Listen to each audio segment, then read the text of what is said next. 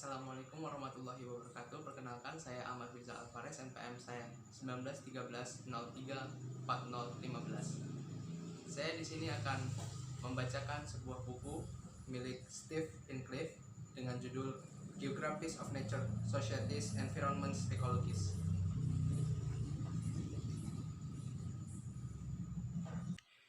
Geographies of Nature, Societes, Environments, Ecologies from Steve Hinckliffe.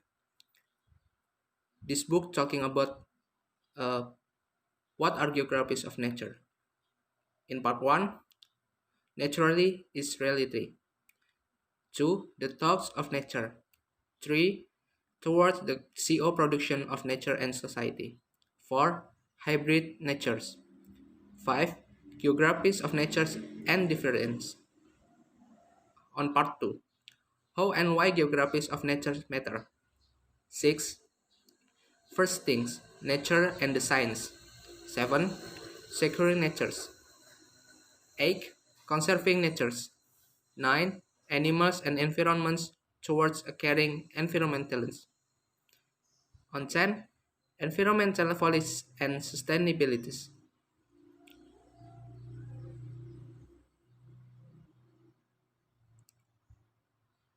On part 1, nature is reality.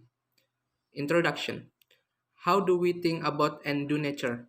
And what does this mean for the ways in which we specialize nature? In this chapter, I want to explore and make some preliminary judgment upon 3 possibilities. We can sketch them quickly. 1. Nature as an independent state, but threatened by invention. The first possibility is that we understand nature as something that is distinct from, absolutely separate to, the social world. This is on figure 1.1. Nature is another country, or is a part of ancient history, or buried deep in our makeup. It follows that nature is real, out there. Out there meaning beyond us, or perhaps outside the in here of our minds. So, out there can include parts of our human bodies, those parts that are subject to natural urges, rhythms, and involuntary movements. It may also follow that there is little of this nature left for the social world is spreading, present as much in Antarctica as it is in our hormones.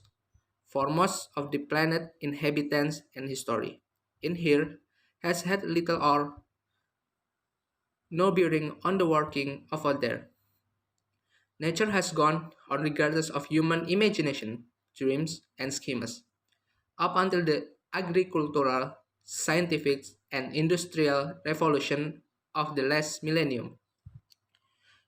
Nature out there was still much the same as it was when humans barely started to scratch the surface of the planet. More recently, this pure, unadulterated process. The pollution takes at least 2 forms. First, there is the mix of forms. Artificial molecules turn up in Antarctica. Second, there is the march of a form of rationality that sees the world as standing reserve, as of value only for human ends. Both mark the deaths of nature as of value only human ends. Karen Merchant skeleted, or the end of nature as McBain termed the state of affairs. Not only is nature denuded, humans also suffer through an invasion of their own issues, but also through the repercussion of treating nature as an object to be governed. In some form or another, this is probably the most common version of nature in Western societies. It informs many types of environmentalism, from the triumphalism of human mastery over nature to Western version. And second is number 2, nature as a dependent colony, a holiday home. The second possibility regards nature is mainly, if not wholly, the broad nothing but a product of the ways in which people order the world, nature is ideological. It is socially controlled, produced by people and their value system, political system, cultural sensibilities. If there is reality, then that reality is social figure on figure 1.2. Out there can be explained by in here. Nature, in this version of affairs, is a comforting illusion or even a trick that people use to convince others of the faultiness of their arguments. It's a natural that we do this there, no point trying to change what's natural. When we are told that the English Lake District or Niagara Falls are allegedly artifice, the products of hundreds of years of farming, design, literary, and visual work, that they are ways of saying rather than natural wonders, then we are starting to argue that what is taken to be natural in some quarters, on the contrary, social all the way down. Likewise, when we speak sexual identities, we are unsettling the fixity and conservatism of an ideological and already always political nature. Contesting the ideology that is interested is gaining freedoms or opposing to what would constrain liberties. Third is number three. Nature is enacted CO production. The third possibility I want to consider is perhaps the hardest, and we will have to work at the spatial imagery. It suggests that nature and society make one another, so these are not independent, but are necessarily reducible to one another, so these are not strictly dependent. This is more difficult, but the basic argument will be that society and nature need not be considered as a zero-sum game. In other words, we do not need to think of a set amount of nature which is progressively eroded as society expands. Rather, the more activity there is in one, the more we might expect from the other. This might be a more radical and interesting way of understanding, and one that this book is an apart attempt to elaborate upon. It's radical because it might will change the ways in which we attempt to practice nature. So, for example, nature conservation might will be a different practice on we view nature as neither totally independent, not totally dependent on social worlds. It's also the less intuitive version of nature and requires you to do the most work. Three possibilities, each of which has numerous variation and possibilities trajectories, and which will need a certain amount of teasing apart. You make, as we expand on each of these possibilities, become adept at spotting them in. But before we go on, I want to add that they are often mixed together in the same, making it more difficult to attach them as labels to organization, people, or modes of thinking that might be supposed. My hope in raising the third possibility is not necessarily to call for some kind of absolutely clarity. Rather, it is so it is to suggest that where nature is concerned, things are often processed well. When clarity, it will be useful to use this three-part taxonomy or three possibilities to discuss how nature is mobilized and various settings. We will look in more detail at each in turn. In this chapter, we will look at the possibility of nature as independent entity, or more accurately, its impossibility as I provide a critical review. In chapter 2, we will explore nature as something dependent on society culture. Again, the tone is larger critical and in being so, but this chapter starts to trace the other possibility that I have called CO production. So the remainder of this chapter and the next involve laying groundwork for later chapters. Hmm. Nature out there. In our everyday language, we tend to treat nature and society as separate entities. If something is a if something is social, then almost by definition it cannot be natural. And if something is described as natural, then is then it is unlikely to have much to do with society. So for example, when we describe a landscape as natural, we often mean to suggest that it's undeveloped, untouched, and that the social or human-made world is largely absent. But such a view, attractive and seductive, though it can be for some, is often difficult to sustain. William Cronon, in a landmark essay entitled The Trouble with Wilderness, launched a critique of the independent state version of nature, one that argues has recently emerged in relation to the ways in which biodiversity and its conservation are imagined. So continue. Next, one way in which nature independent gets done. Then to explore all invaders no matter how long they have been there, and no matter that they had a role in creating this landscape in the first place.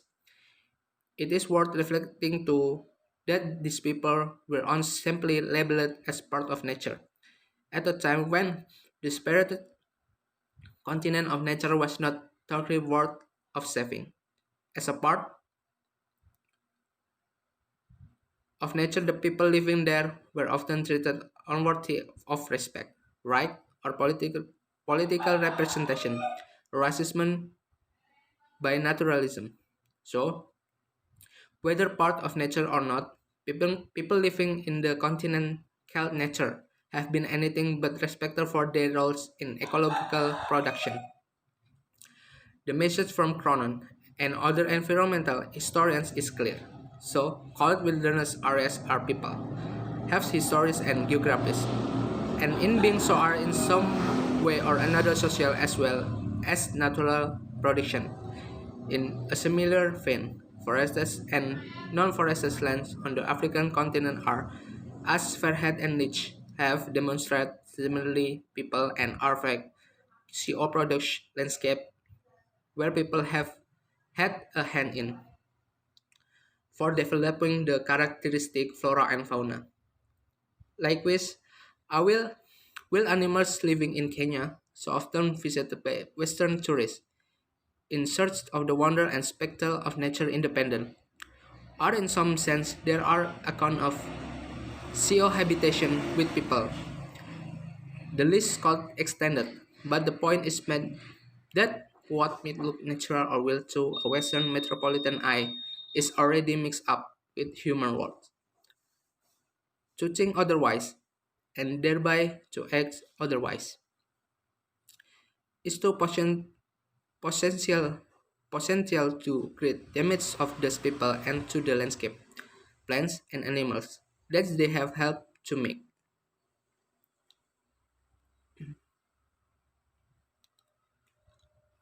Next to part other two species of nature.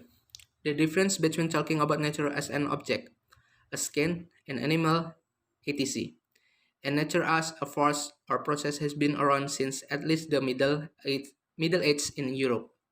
The two ways as the two ways of approaching a discussion of nature are sometimes expressed in the terms natura naturata and natura naturans. The first of these, natura naturata, is used to describe the products of nature that we can observe with our sense, like trees, mountains, animals, microorganisms, wine, and so on. The second, natura naturans, is the so-called invisible or less tangible force of nature. Following Cronon and others, we have already suggested that what might appear to Western eyes as natural objects, as natura naturata, turn out to be tangled up with humans, their natural effects, their ways of saying, their ways of ordering the world. But what about natural process? natura naturatan, surely these are what they seem. Even if people have inhabited wilderness areas for millennia, even if elephant and people walk together in ambuscely, even if forests exist partially as a result of human action, even if organically products tomatoes are still CO production. Surely this is a surface level phenomenon. And underneath it all are the biochemical process and geological upheavals that range from subatomic to interplanetary spatial scales, and from nanoseconds to billion of years. Surely these are elsewhere to the social, out there or deep in there, outer and inner space, unaffected by and indifferent to people with their arguments and aesthetic. Here are two arguments that suggest otherwise. The first argument is the suggestion that natural processes are not so polluted and mixed in with contemporary society that they have killed being very natural at all. The sociologist Barbara Adam make this kind of argument. Animal grazing peaceful on a hillside, while sleeping gently up the pebble beach. A pine forest whistling in a storm, a river bursting its bank, a hurricane tossing house and cars in the air like playthings, a bushfire raging out of control. All are images of nature, some idyllic, others threatening. Can we be sure, however, that this nature in conventional meaning of the word? This is the result of force uncontaminated by human activity and production. What become of this understanding of nature when these gazing animals are? For Adam, this imagining of nature and society is linked to a specific period of human history. As more and no more of nature became affected by the industrial way of life, so nature became less recognizable as a pure category in the 19th and 20th centuries. In making this argument, Adam was drawing on similar resorts to those of Bill McBean, who famously declared to end of nature in 1989. McBean drew attention McBean drew attention to what he saw as two rivers in the relative status of social and natural worlds. The first of these referred to nature times, the second to its space. McBean suggests that contrary to the notion that nature moved in another time to people, and that there was an infinite slowness to natural process that made human timescales, their lifetimes, and their parliamentary look either irrelevant or at least puny.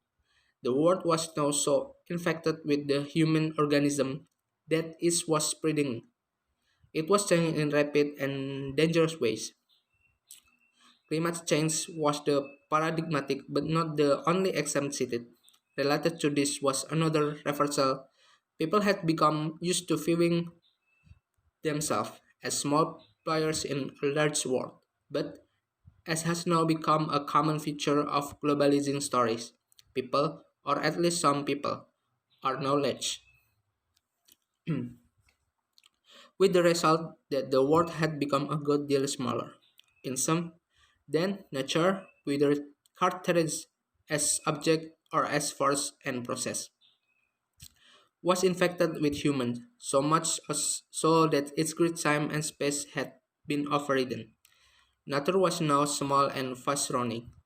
The independent state of nature, which had existed at least for McBean, was at an end.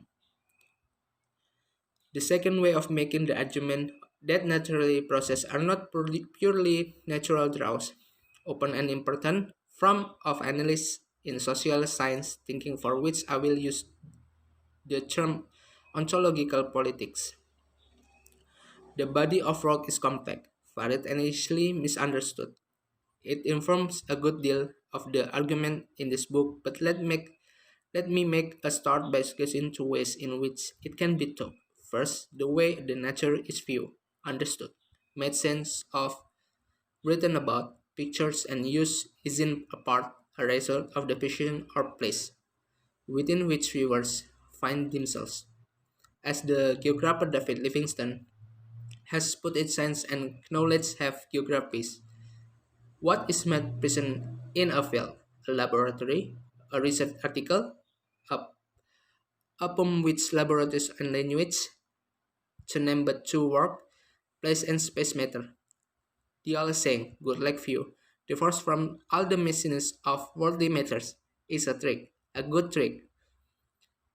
It is a view that was taken up the development of scientific practice and in particularly at a time when objective or viewer independent accounts of the world were deemed to be important. The the obliteration of the practice of observation and the resulting focus only the subject being observed produce a strange account of the world where such objects become independent of their human relation and could therefore be treated as lonely matters of fact. Again, this purification of objects and facts, it may well be more useful to think about views from somewhere, situational knowledge, or partial perspective. Viewers are embodied, passionate, political, social, temporal, and spatial, which is not the same as saying they are local. They are specialized, connected, and disconnect in varying ways to other and lots of elsewhere. So this is not an opposition between local knowledge and global science, or between particular views and universal law. Rather, all knowledge are situated and more or less connected or connectable in order to make more or less consistent space for that knowledge. For that knowledge, what follows? What follows from this that any understanding of nature as thing or force, natura naturata or natura naturans, is infected by all those things, alice, journeys, language, laws, funds, and so on that go to make the understanding possible. That, in any case, is one argument, but we need a second one. Otherwise, it might sound a stock location, perspective, or social context is the only things that matters. Second, it is important to add here that this is not simply a matter or an issue of epistemology, or simply but the way in which of the word comes into view. It is not simply that there are multiple ways of viewing the world. To say so what not do much work if we are intent on unpacking the purity of natura naturans. Even if it's acknowledged that there are many viewpoints on an object, some more or less polluted by politics, emotions, and other kinds of bias. This might only delay the moment when nature proper is declared. Once we have cleared away all the bad views, we can get to the truth. Once we have progressed from all the quaint old views, we can truly consider ourselves enlightened by the one true version of affairs. So, if we stop at epistemology, we could get into the long and painful history of epistemological politics, charting some of the battles that have been waged over different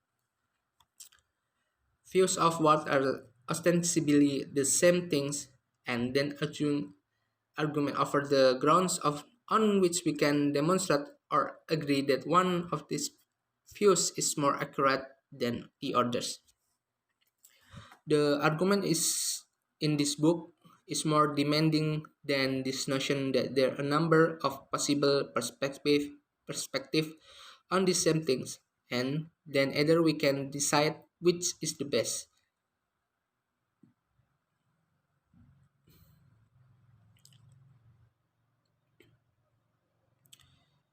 The point here is that views can have effects. To be sure, it takes the right circumstance and some need joining together of knowledge and ways of things. So there is a preference of good trick too.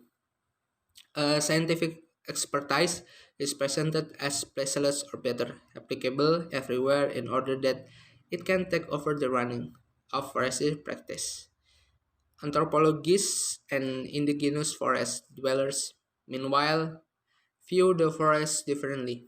We don't have to romanticize of views or even suggest that they are somehow more natural. To nevertheless suggest that they enhance the forest differently to the scientific ecological views. Indeed, rather than seeing the forest as delicately balanced ecosystem, Fairhead and Leach suggest that forests and forest margins are lived as dynamic, changeable, where adaptability is key to survival and where boundaries between forest and savanna are in flux.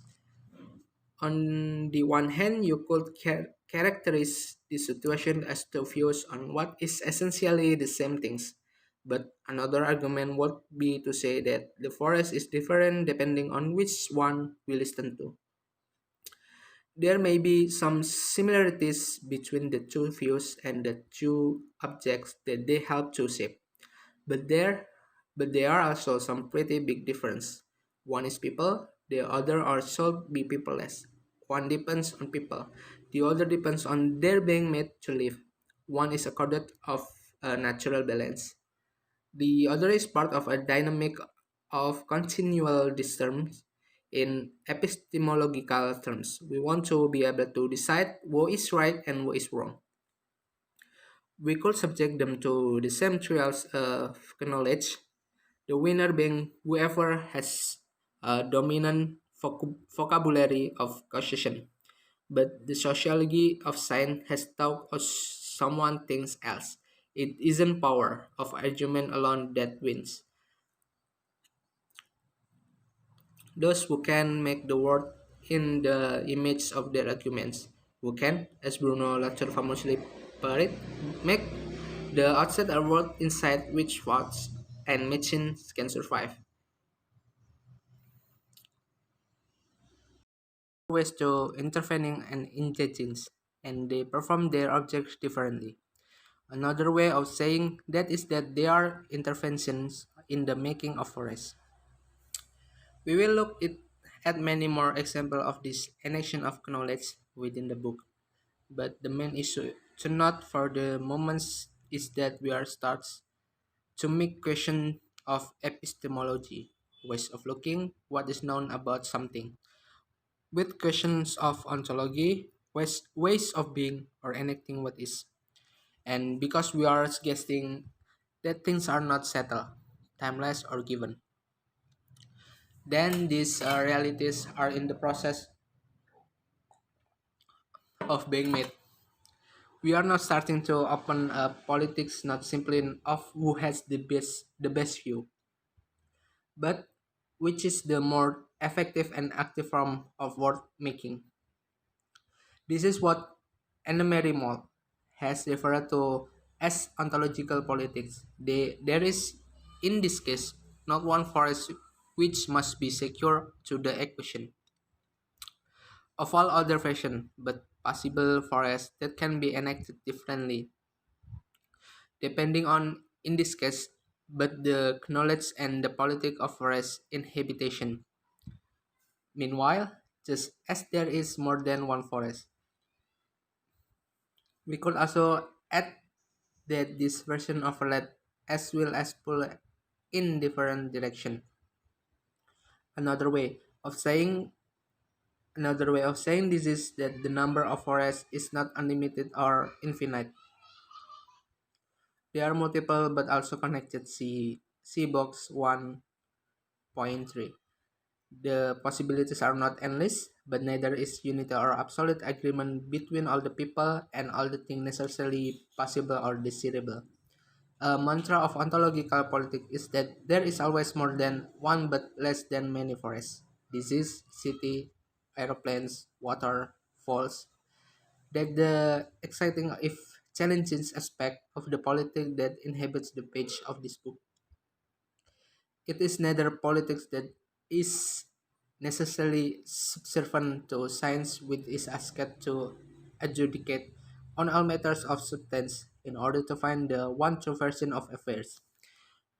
Back then to epistemology wars, nor is it a politics that is happy to let anything go, to accept as many truth as there are parties, to think that all this version of forest can coexist happily if only one could agree to differ. So neither universe, one word, nor pluriverse, many words, will do. In philosophical terms, neither monism, dualism, pluralism will do. The numbers are going to be more difficult to imagine. Fraction rather than fraction are needed. A term that is commonly used is multiple, which in the case is not equivalent to plural.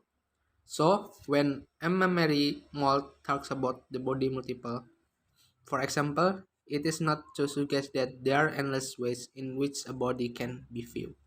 It is simply to underline that there will never be single body which dictates what happens next. They are multiversion.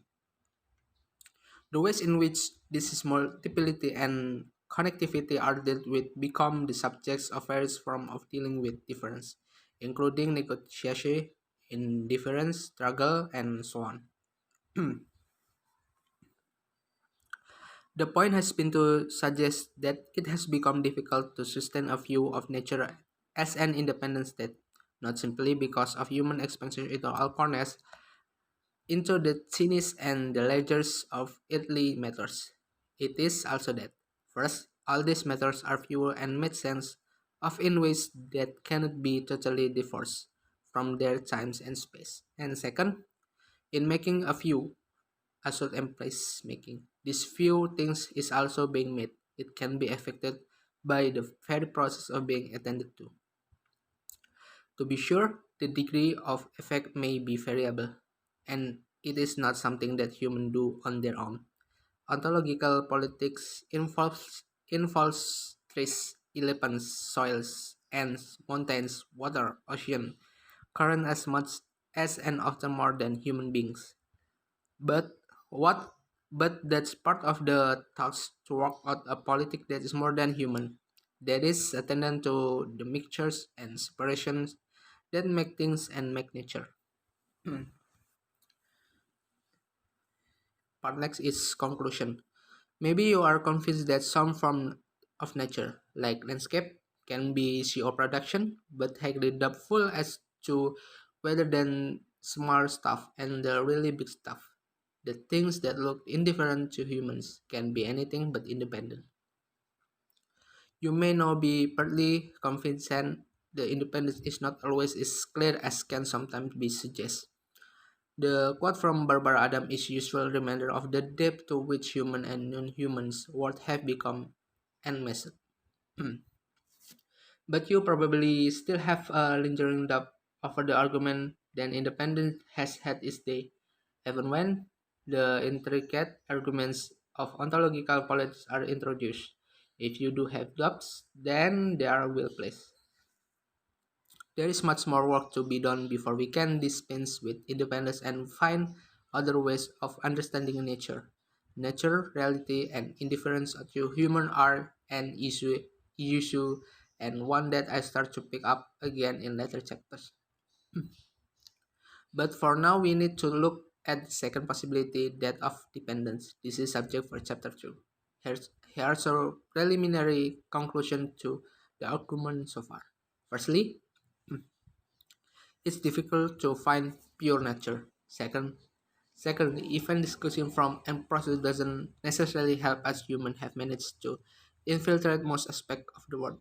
And when where this can be dubbed, their injunction with an object is also part of intervention no matter how insignificant this may seem. Is that object worth? Thirdly, the number three, we need to attend to the ways in which nature is addressed as both real and myth. To do this, we need a more subtle spatial imagination than independence trained with invention.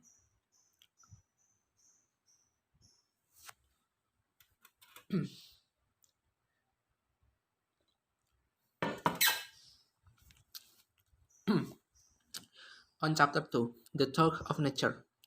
In chapter 1, I suggest the nature independence is at the very least a fragile state of affairs. But what if we go further and make the argument that rather than being independent state, nature is totally independent on humans. It is constructed all the way down. It's out there as a easy trick of the mind. In the last chapter, we call this second possibility nature dependent. While we will want to unsettle such a speciality to total dependence, rather as we have started to do for total independence, it is never it is never useful to explore just why such a few crops up in the first place.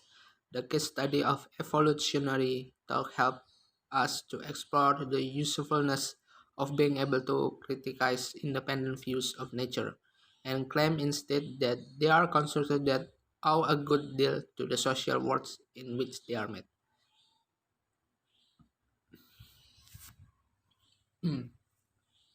The idea that the evolution of living things occurs as a result of competition for scarce resources is widely reproduced. To be sure, the idea of evolution is contested, with the most prominent challenge coming from Christian creationist group. But on the whole, evolution tends to get rolled out as a robust set of statements that refer to the working of nature out there. It is an idea that seems, in this sense, to be timeless and universal, and yet the idea of evolution, which is the simple sense, means change over time, has itself changed over time. In this chapter, I want to well and small part of evolution history. The aim is to illustrate how nature independent on argument works.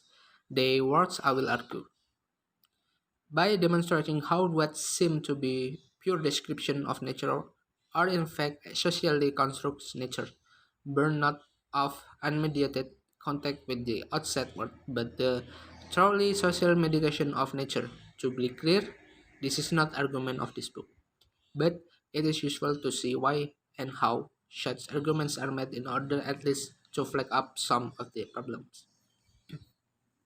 I will start by looking very briefly at how evolution tends to be presented in contemporary culture, and follow this with a slightly more in-depth look at the process by which Darwin's account was produced and reproduced in the 19th and 20th centuries. Evolution as competitive individualism. A series of adverse forecasts that appeared in the British media in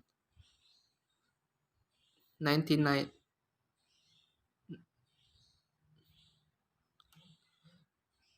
The byline of the adverse suggested, like the animal the car in question had evolved, it was cleaner, stronger, more powerful, and more suited to the thriving environment. I want to use those adverbs loosely to think about the kinds of ways in which evolution is imagined. The car and the animal are both products, natura naturata, that have emerged for similar process, natura naturans, but have been formed by forces which are in some ways similar. The car is shaped by a competitive market or economics force. The animal strength, brains, and agility have been formed through millennia of competitive selection or natural force.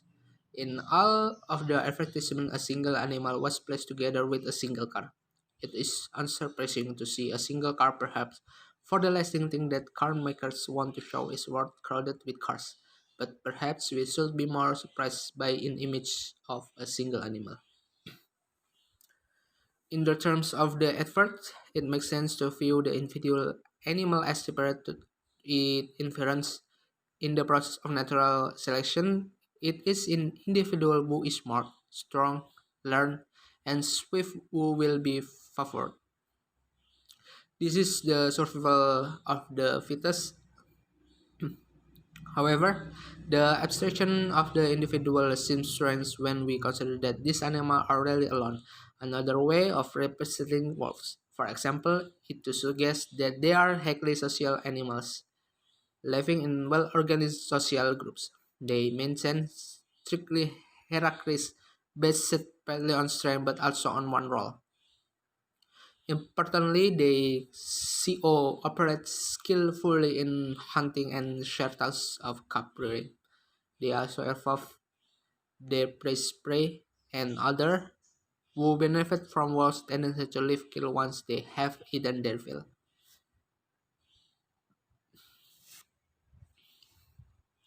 Following this more collective account, evolution can be regarded as more relation matter, where change is social and ecological and where it makes less sense to abstract individuals or individual species. So while natural selection can often be read as tending to imply that evolution occurs through competition for scarce resources between individuals of the same species, as well as between individuals of different species. There are plenty of examples of species co-operating. And this relation might not stop at the species boundaries. Assemblage of plants, animals, and non-living matter may see or evolve and products opportunities and constraints for one another through all manner or of relation including co-operation, symbiosis, parasitism, co-habitation, opportunism, terus, so as well as competition.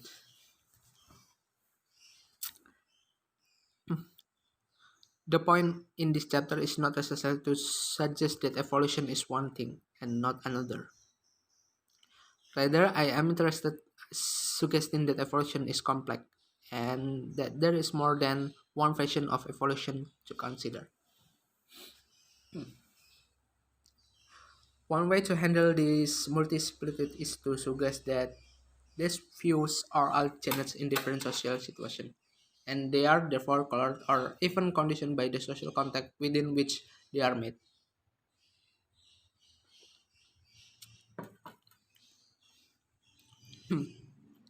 They rely on the language and ideas that we have available to us in our social world. They use ideas about individuals, about competition, about information and blueprints, about social behavior, and about co-operation. The language and ideas they are used to identify, describe, and explain the natural world are influenced by the kinds of societies people live in, believe in, and or want to secure. In the effort, the social world that is being sold to us at the same time as the car is one competition and individualism expressed through consumption as where other metaphors are used to link nature and society together. In 19th century industrial Manchester, for example, it was the bee. Look figure 2.3a. That was taken as the natural symbol of a city intent on foregrounding work, CEO operation, and municipal improvement. More recently, it is often DNA that is taken as the symbol of informed and knowledgeable organization. So, nature is presented in different ways, but surely this is a secondary matter, appealing to cultural products like first and building. At not scientific text, culture is of course construct, but what about nature itself as revealed through science? Darwin, evolution and its impacts. The Origin of Species, the first of Darwin's more controversial works, was first published in 18, 1859. It is a rich and complex text that can be read in various ways, but the overwhelming message and the one that was promoted by Ken Ellis, like his bulldog Thomas Henry Huxley, and latched onto by mid to late 19th century headers, was what nature was in the process of continuous long-term change. And this change or transmutation of animal plant species were brought about through natural selection. The latter was largely the outcome of brutal competition for scarce resources. Over many generations, ruthless competition resulted in the fittest individuals surviving to reproduce and pass on their traits. In brief, the Darwin work suggests that on first, the natural world is not fixed, but it is changing. Two, the secondary. The natural world changes according to some specific rules and is ordered through competition. Is this a view from nowhere, or did Darwin's situation and that of his reader and those who walk champion curtain of his ideas matter or have effects on the theory of natural selection?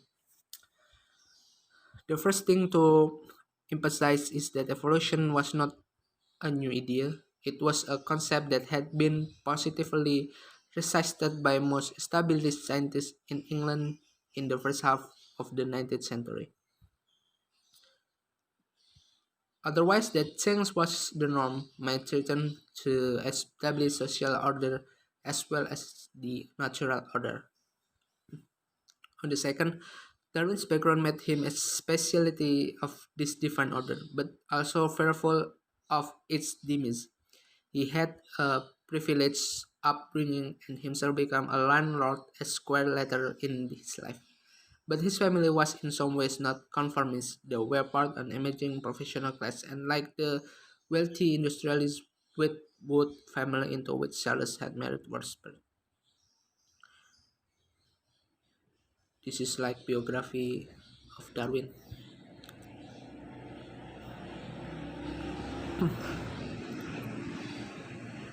Okay, next. Darwin had selected particular theories of definitely sentient social organization, but also habits liberation of politics and used them a conversion in the natural world. Second, and just when further the suggests not only was Darwin's knowledge of the natural world influenced by the social media, it also had effects it had influenced.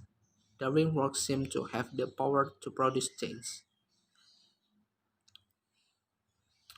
Conclusion from dependency to CO production. Thinking back to the three possible geography of nature that I sketched in chapter 1, it is now possible to see how this can be applied to this account of evolution. The first independence would seem to be undermined by our reading of evolution, what was in its made sense and acted in ways that are implicated with social world. As in chapter 1, I have started to suggest that thinking of nature and society as separate or separable entities is hard to do in practice. The second possibility was dependency, or the contention that nature is but a figment of human imagination and or human social relation.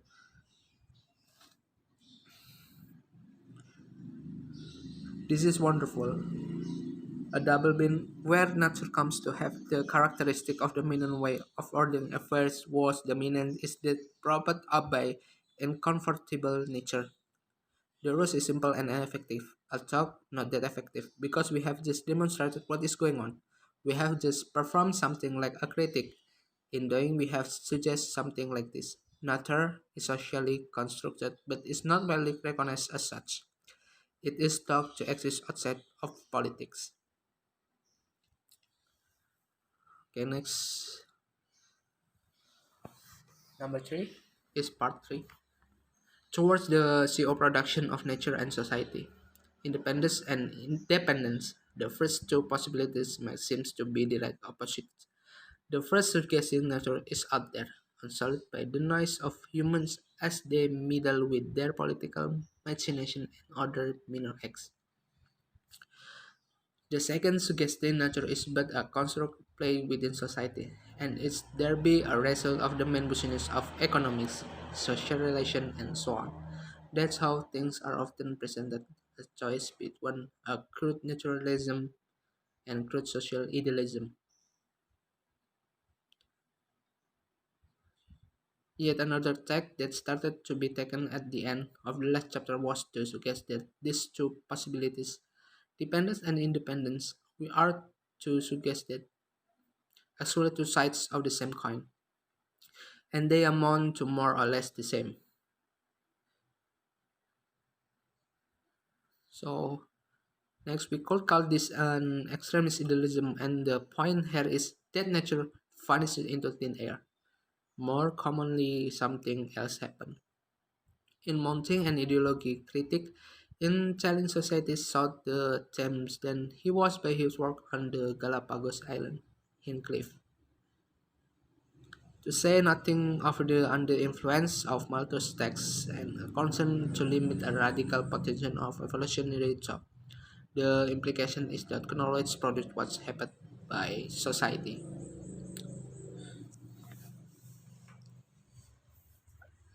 Okay, next, the division, their cause and consequence. After the first genetically modified primate was unveiled in 2020 and one of the scientists said we are an extraordinary moment in the history of humans. It was unremarkable, perhaps, that nothing was said on extraordinary this might before the history of primates. And nothing was said about how this may alter geographies of people, primates, and whole hosts of the other human and non-human. You couldn't get a more anthropocentric statement, rooted a peculiar set of division and understanding of a primacy of human time, and a passivity of natural space if a statement normally seems to pass without common in our lives, then that is because there is powerful set a division on which such a privilege rests. Of a set this is called transmissible spongiform encephalopathinus. One of the most common of this is scurvy, which affects sheep. The best known is bovine spongiform, a capallotopate, also called mad cow disease, but have relatively recently been associated with infective processions. For many, the notion of infective protection may pass without notice.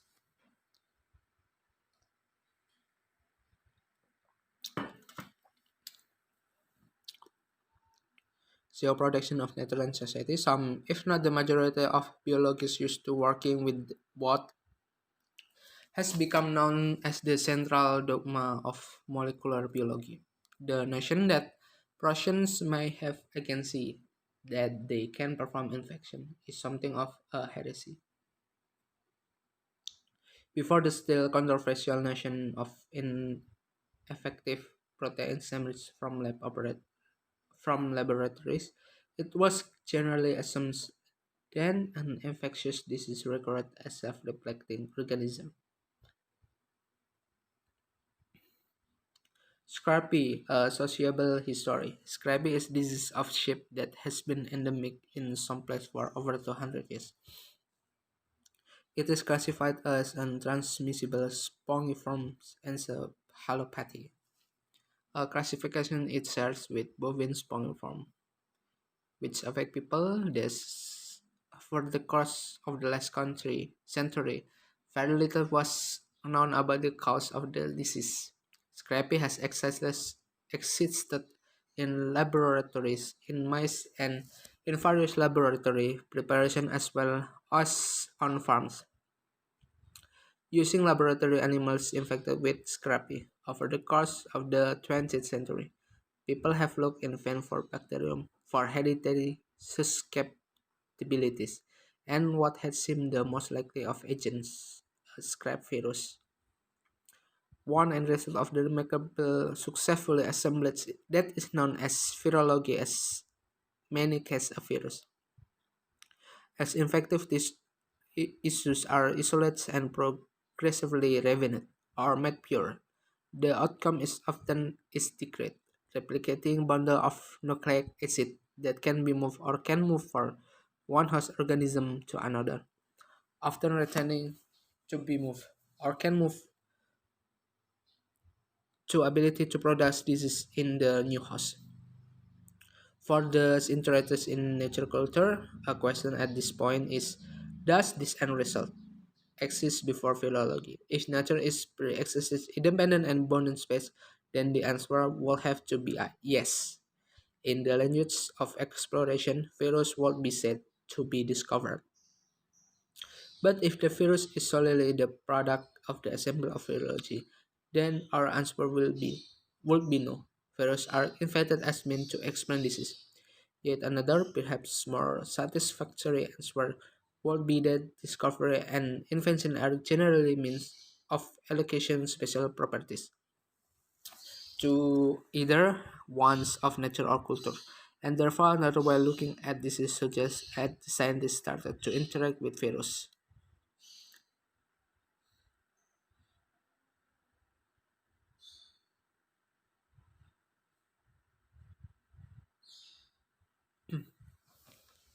Division 3. The politics of nature. Another division of owes more to Kant's theoretical philosophy than to his practical philosophy, and also Osmore has demonstrated in his exposure of multiple humanism in Western philosophy is indeed a rich tradition, while universal truth and morality could only be derived from human freedom in Kant practically philosophy.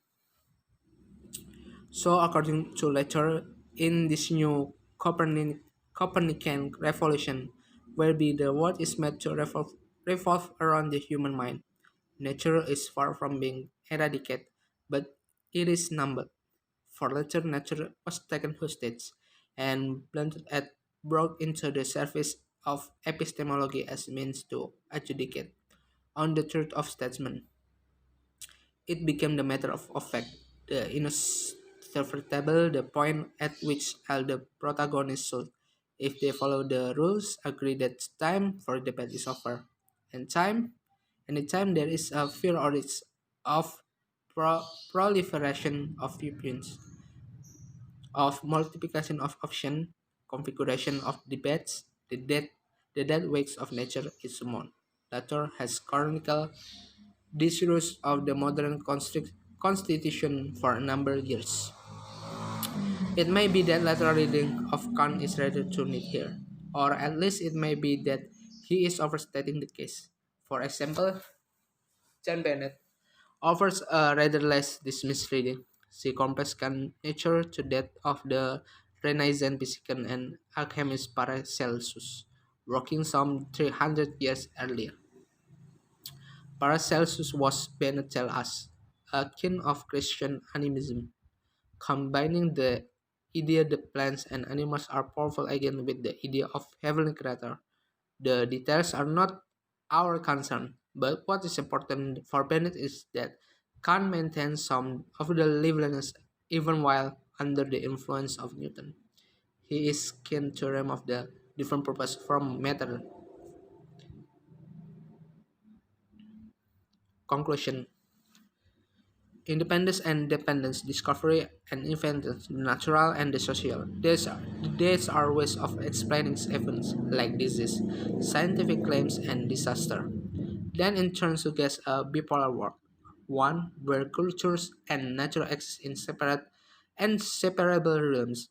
We have looked at some of the rationalists of this division: human autonomy versus non-human heteronomy, cultural possibility versus natural necessity, the attraction of partial human exceptionalism coupled with a natural break. They make matter mute, and in doing so shut off all manner of possibilities. From human wonder at the world to experimenting with ways of living there, they are of greater benefit to a range of its inhabitants. These points are expanded upon in Chapter 6, which look in some more detail at the BSA or macro crisis, and highlights the deleterious work of dividing nature and society. Prior to this, however, we need to compare to through nature, space, and consider in more detail the possibility that nature and society are CO production. Our question becomes, what kinds of geographies of nature can exist in this CO production world?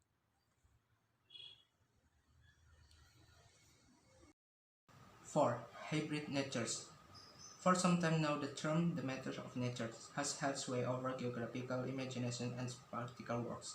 Fitzsimmons, timely called to nature, has had human geographers running for the hills and rivers, genus, animals, and so on. What Fitzsimmons anticipated was the matter of nature was no easy matter at all. Indeed, and above all, nature does not and cannot easily be located, described, or used. It is not self-evident matters of nature are not matters of fact, or indis- indisputable realities that can somehow ground geography or secure political agreement, just as that what of nature remains something of an open question. It follows too that there is no obvious answer to the where of nature. As we have seen, it's not simply out there, untouched by human hands, nor is it in here, formed in human minds. Our third possibility is that it's something that is enacted or CO produced. As I ironically termed to earlier, this chapter and chapter 5 investigate this possibility further. The overarching aim is to answer the following question: what kinds of geographies of nature can be said either to exist or can be enacted? Now that the old divides of nature and society have been abandoned, what other specialists can there be for nature? We have in the previous chapter followed lecture in suggesting the natures, like cultures, have sea stories. Now we need to start to explore whether natures, like cultures and have histories. Another way of approaching the question is to ask whether, as Anna Mary Moll has put it, things like bodies and natures do not simply have a contested history but also a complex present, a present in which their identities are fragile and may differ between sites. The question, I will argue, is a crucial one with numerous practical implications for the development of environmental policy, conservation politics, and food safety, no doubt among others. Some of these issues will be the subject of later chapters. Here I am, more concerned to start to unpack what it means by the notion the nature is practice, is a CO production and is multiple. How can we understand this? I look at two resources for thinking about this in this chapter: interaction and hybridity. In chapter 5, I discuss a third possibility: difference. Interaction. If nature and society are not necessarily marked by hard and fast division, they maybe we can think of them as interaction. On first blush, this seems to make sense. The natural world interacts with the human world as soon as it enunciates and encounters, use, pollutes, or whatever else humans do to inject it. One culprit, for example, the account I give in chapter 3 of the development of the laboratory-based scrappy disease assemblage as an example of interactions. There I ask the question: did prion exist prior to the lab work? In the others, did the scientists invent them out of thin air or simply discover them? Neither answer was satisfied.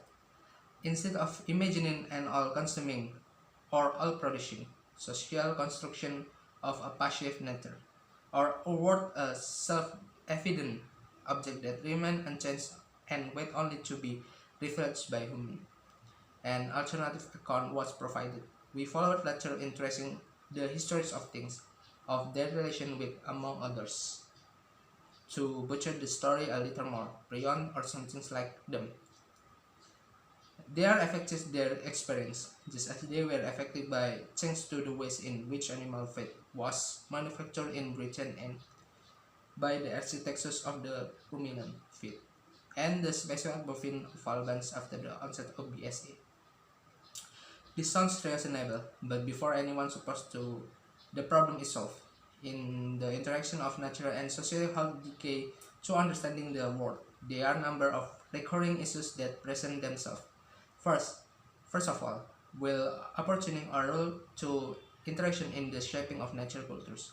We only do by assuming that somewhere buried that in the time or cultures in the structures of this form. They are pre-existing natural and cultural properties. Like, to be clear, this is no way the kind of story that later won't tell, far from it, but it's one that can appear from time to time in the literature. In other words, while the forms we observe, like prions, are neither pure nature nor pure culture. They can nevertheless be stored as the result of interaction between pre-existing continuous, consistent, one of which is nature independent. So the problem is not much solved as put into the background, only the remakes on closer inspection. The tendency is to shift all the creative work back into primary interaction between nature and culture. Forms by the children's microbes and farming patterns then become the predictable outcomes of the interaction. That is, they are determined by the things interacting. Thus, a permanent of determinism holds way, as Wilson demonstrated, is psychology.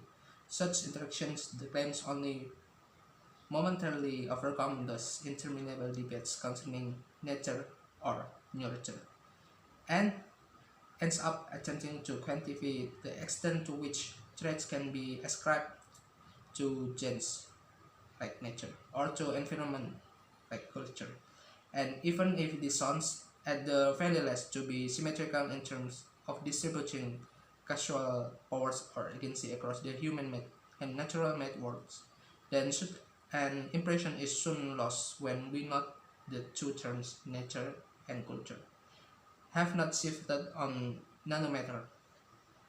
The result is that we have to pre-access the mutually exclusive realms that can do interact in deterministically simple or even complex ways to produce new forms.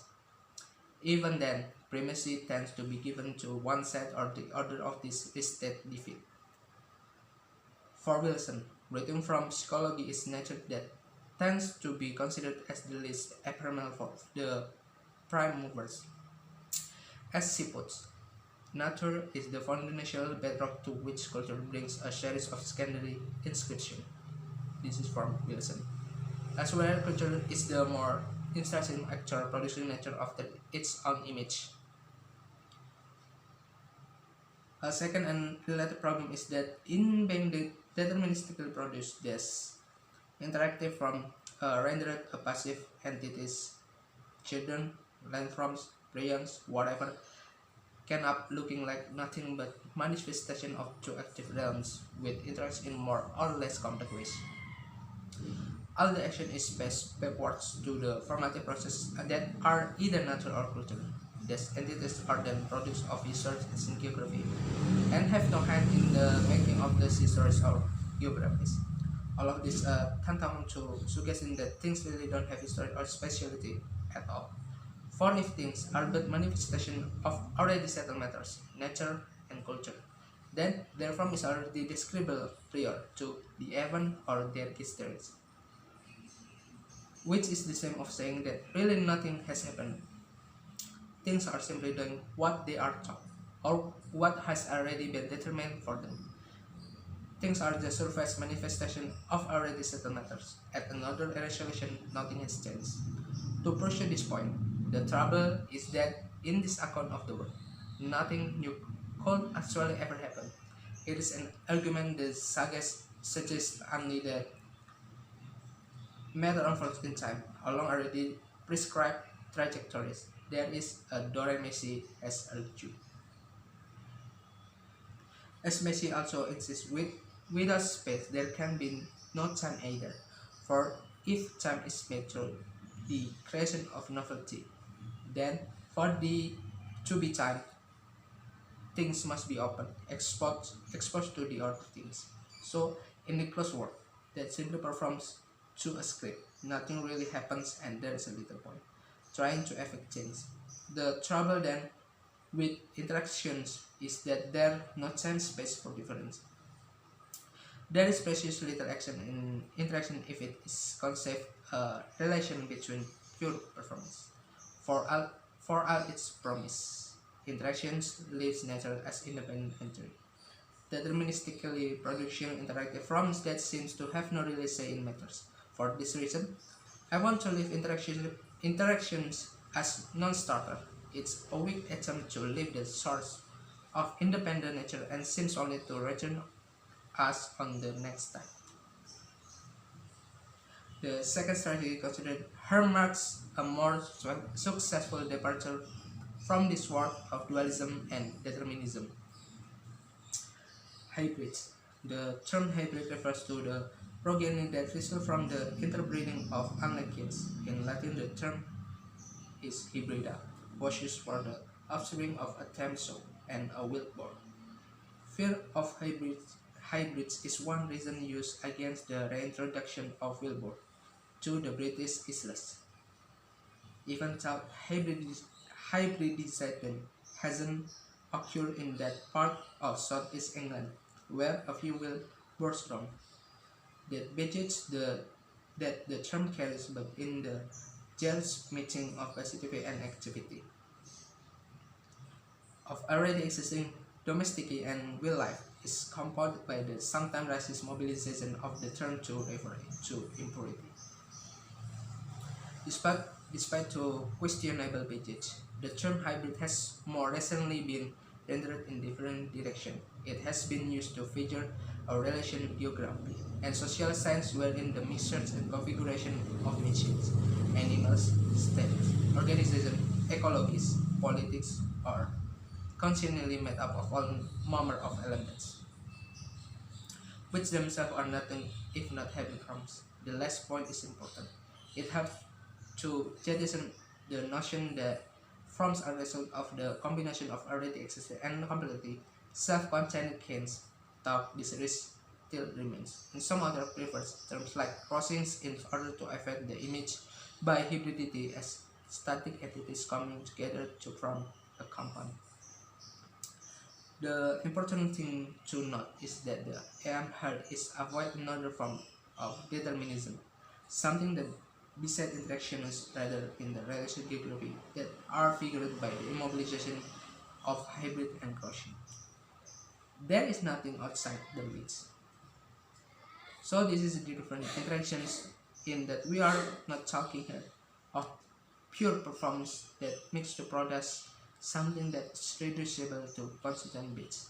Likewise, this is never dialectics for even though many of the authors who are working with metaphors of hybridity share with dia- a good deal with dialectical talk. There is still plenty to recommend in that category. Dialectical is programmed in a part because he worked with many of the philosophers who have inspired hybrid theories. There is nevertheless a tendency in dialectics to systemize, to render relation as contradiction and to acknowledge post nature and culture as pure ontological categories that no one can reconcile.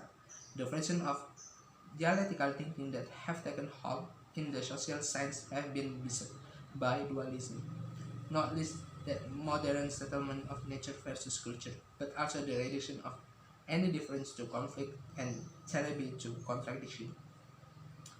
The metaphor of hybrid allows for something different. It allows for change in all parts as they relate to one another.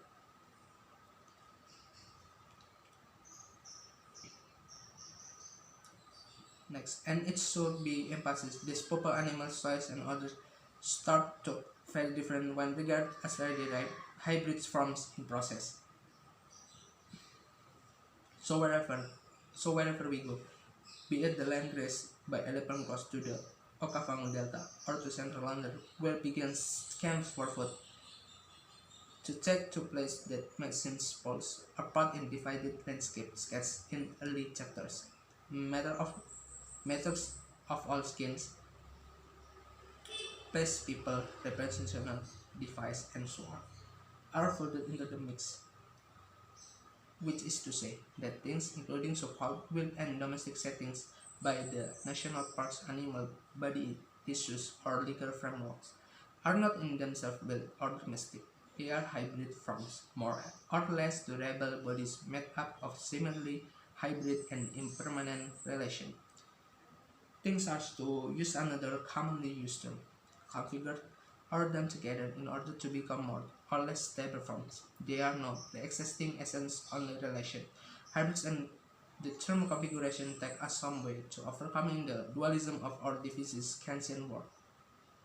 An ontology of division is replaced then by an ontology of configuration. The ontology allows can allow, for example, to suggest that we understand agency. The term is often associated with the autonomous human beings.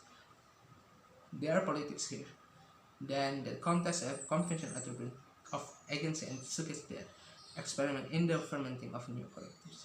The bias that is built into the division that I sketched in chapter 3 result in attribution of agency being almost always placed upon human beings sometimes on machines and less frequently on animals. Next is everything hybrid? All of this seems reasonable and does move us beyond the division of society and nature in potentially useful ways.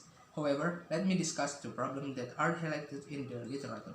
First, there is a fear of flattening everything out, producing a world where everything is related to everything else, with no tools available for differentiating matters of importance, political or otherwise. As we will see, this is well recognized problem and it leads into a second issue. If we are to reject the undifferentiated field in Iris place, look at the world. It will not take each other of these problems into one. A more than human phenomenology. What more useful employs the network metaphor of N to multiply the actors and actants and to differentiate the spatial register through which natural cultures are products. This is effectively the first of two maneuvers that are employed to take us from pristine and passive nature to more promiscuous will life. The topological approach helped to unsettle the contours of this exertion of the will by situating them within the diverse currents and closed roads which multi-site wildlife networks are configured. The breeding programs and protocols for zoological animals with their international coordinates, databanks, movement of tissues, and the introduction attest to this multispatial and temporal hybrid geography. The second maneuver is the one that provides a departure from some early relation geographies and starts to reintroduce difference into these current inflows. So, for instance, it's non-human animals for that are saturated with being that exhibit subjectivity and that can act as again uniquely disruptive figures as agents who can unsettle the networks. These figures are used to generate an explicit distinction between an emerging animal geography, albeit hybrids differentiation, and the social studies of technology and science, where attribution of technical agency are more easily taught as relation effect. Talks later. Anthropomorphic treatment of a non-existent like transit system tends to unsettle the distinctions. Phenomenology itself a broad term used to figure out philosophical movement aimed at describing the structures of experience as they present themselves to consciousness can tend to install an experiencing being as the foundation of action, even if that action has lost a Cartesian cogito. Indeed, while this Cartes is vanquished successfully, there is a residual Kantian settlement in this work which tends to divide the world itself against the phenomenal experience of that world.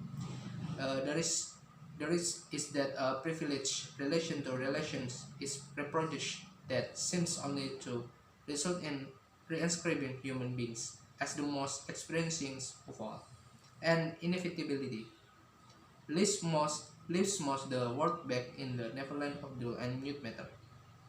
In drawing explicitly on phenomenology even a more than human version.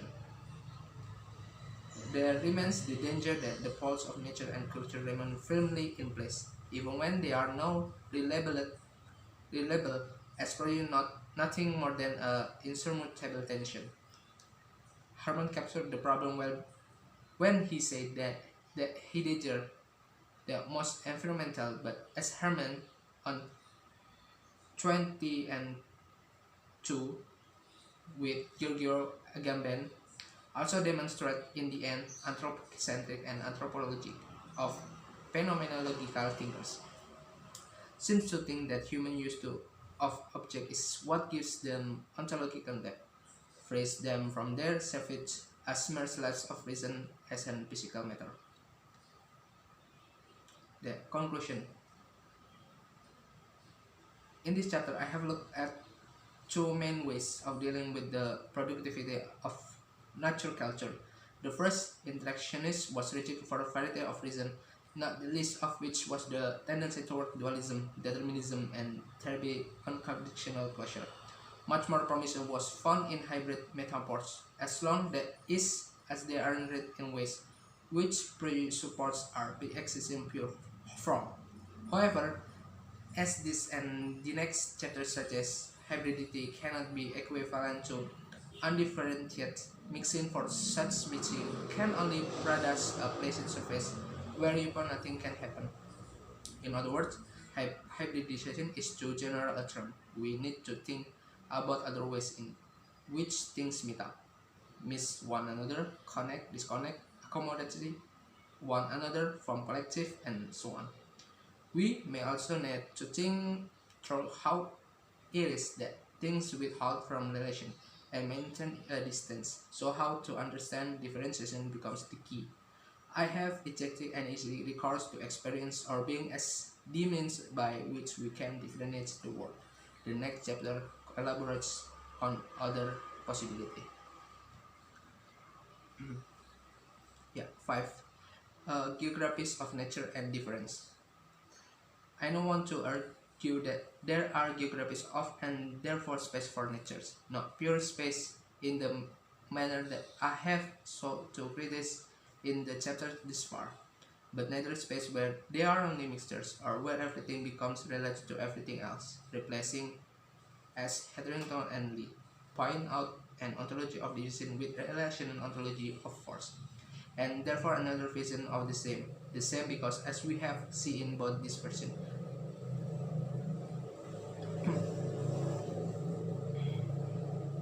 rather there are partial empirical and to be sure political space of variability, space for and of animal bodies, rocks, office blocks, manifestos, and symphonies in short, space of and for difference. As we have seen in previous chapters, there is a political need to abolish an inconsistable, transcendent nature. However, as the previous chapter suggests, some kind of element of surprise, some form of otherness is vital if we are to have an undifferentiated file, field or a happnet, less like social science. Following Meshi, I have argued that without multiplicity, it becomes impossible to produce change.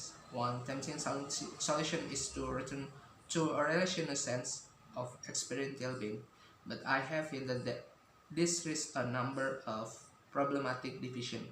In this chapter, I want to draw on alternative experiment in becoming where the division are less readily drawn back to Kantian settlements. In order to explain with the difference of nature that I am after, I need to go over some material that initially at least draw us back to the previous chapters and to count distinction between autonomy and heteronomy. I want to make two sets of arguments. First, human beings have never been autonomous, and second, non-human have never been heteronomous. Allows me to suggest that rather than looking for stark difference in camp, we can instead work with difference in degree. We are all of us. We are all of us. Human and non-human, living and non-living, different by degree. Once of a degree argument has been made, I want to start to outline how differentiation is not only possible but also inevitable in the account I draw upon two overlapping tradition for thinking through difference before returning in the second half of the chapter to an account with most rarely spatialist and thereby allows me to start to rebuild nature geography. Degrees and difference. First, we have never been autonomous, or at least autonomy is a process that involves far more than a self-knowing human subject.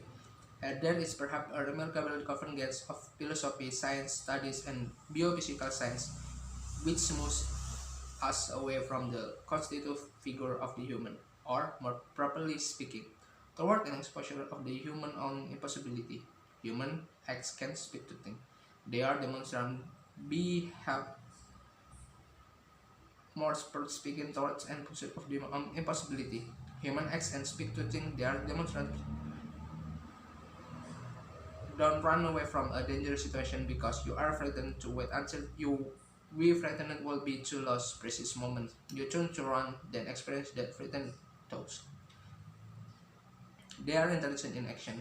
Minds are enacted in highly differentiated world. In other words, minds are a parcel of the world, not control centers that somehow rise above it and dictate to it. Humans are as much hetero as auto, as much governed by outside they are inside.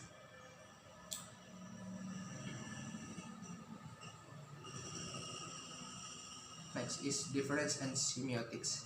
Uh, Another way conceptualizing difference is to following a more textual route. One more often associated with writers such as Jacques Derrida than with Deleuze, Lecter, and others.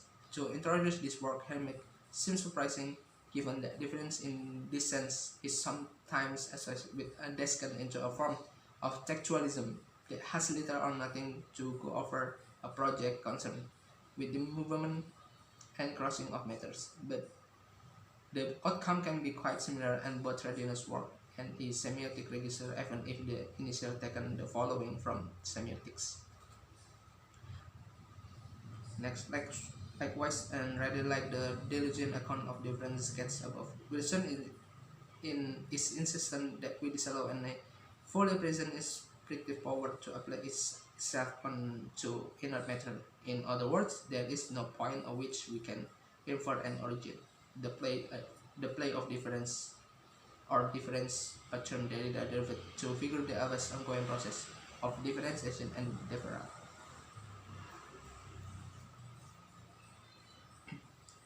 Nature is geography.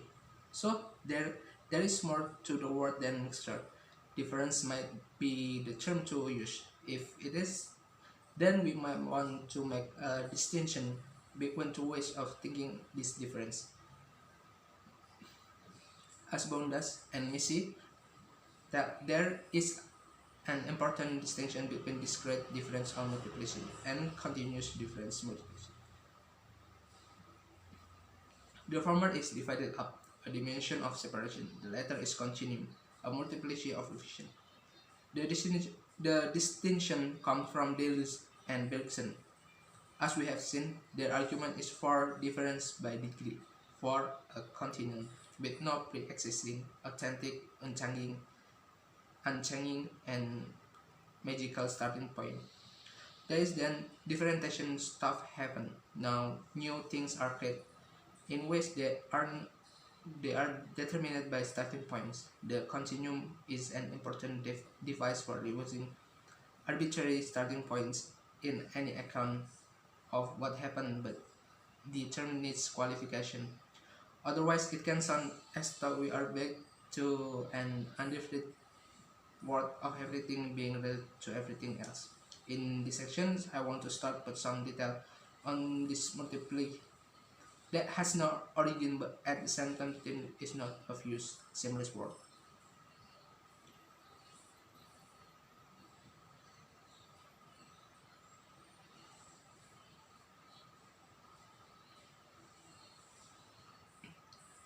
Another way into this issue, returning us to the approach interest in chapter 4, is that just as there are limits to regional of or volumetric ways of factoring and difference. This is not necessarily news to those in science and technology studies who have been aware for some time that things happen not simply by themselves, not simply by virtue of set of stable and properly investible relation. There may be other topologies. For example, suggests that in addition the social topologies of region or networks, things can also flow, maintaining their integrity while the world around themselves. They take the example of anemia in the Netherlands and in Zimbabwe. The treatment and diagnosis of anemia occur in both settings. But that is not to say they are the same. Indeed, they are rather different in terms of assemblage techniques, symptoms, and result. The laboratory-based diagnosis available almost as a matter of course. In the Netherlands are the best interminable in Zimbabwe. The point here is that the world doesn't collapse if something suddenly fails to appear. The anemia assemblage can accommodate and adapt. It is receptive and there be more durable than some of the network that also result in anemia being diagnosed. Another way of saying this is that the assemble is obdurate, heedless, despite being in many ways non-concerned. This is a point Law develops elsewhere, suggesting that lessly couplet systems are often more stable than those that are thickly coupled. Quickly put, things hang together precisely because they can exist apart. In the quote above, the work accommodation is largely attributed to the human marriage, but it should be emphasized that the maiden does not do this on her own. Machine numbers, call cards, and many other receptors should adapt to and have to constitute different hypnosis conditions.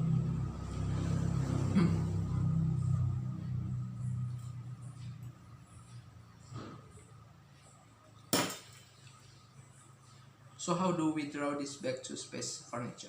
The new issue is this. Not only are we not going to reduce nature to society, we are not going to reduce anything to at all the network within which it resides. Material semiotics, hybridity, networks, these terms are not of themselves enough to allow to understand the way things work, don't work at the manner of reality that we want to call nature. In terms of natures, we can say two things. First, they are not already there, pre-existing. Rather, are they are the outcome, the actions, action that might involve people or may not. Second, natural matters, like any other things, are not reducible to their network relations. They can hold some of their sets, some part of the difference, even if parts of the supportive network crumble. But the consequence of this second issue is something we haven't yet considered. How can something without an origin nevertheless not be solved, a product of its relation?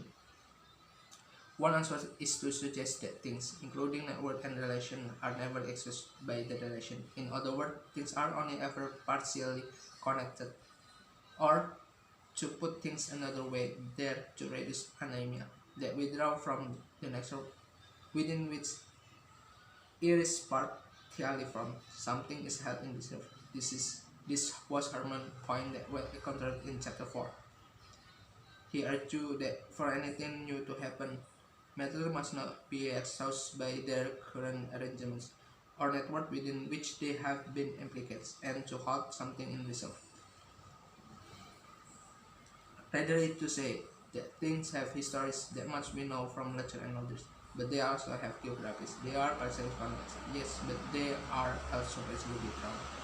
Another answer, which may be more promising in that it's over a more positive way of thinking about materialism rather than saying there is a remainder that is somehow not equivalent to substance, is the more empirical and practical approach of a political politics. It is to say that things are made by more than one practice, simultaneously that of necessary produce and instability and potential for new configuration,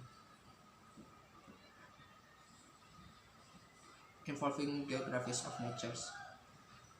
In more and Law's terms, we may say that things work through inter-topological effect, through regions, network, and fluids. I have added to this topological analysis the point that in order to work through such inter-topological effect, things must adapt and change ways they may be partially irrespective of a network within which they coexist. And in order to be able to do this, things cannot lend themselves fully to any single network. I have also rejected the argument that some tasks deserve this adaptation and accommodation to human beings alone, or even to those entities that are saturated with being. All things are made of variety of relations, some of which will include the ability to withdraw or partially connected.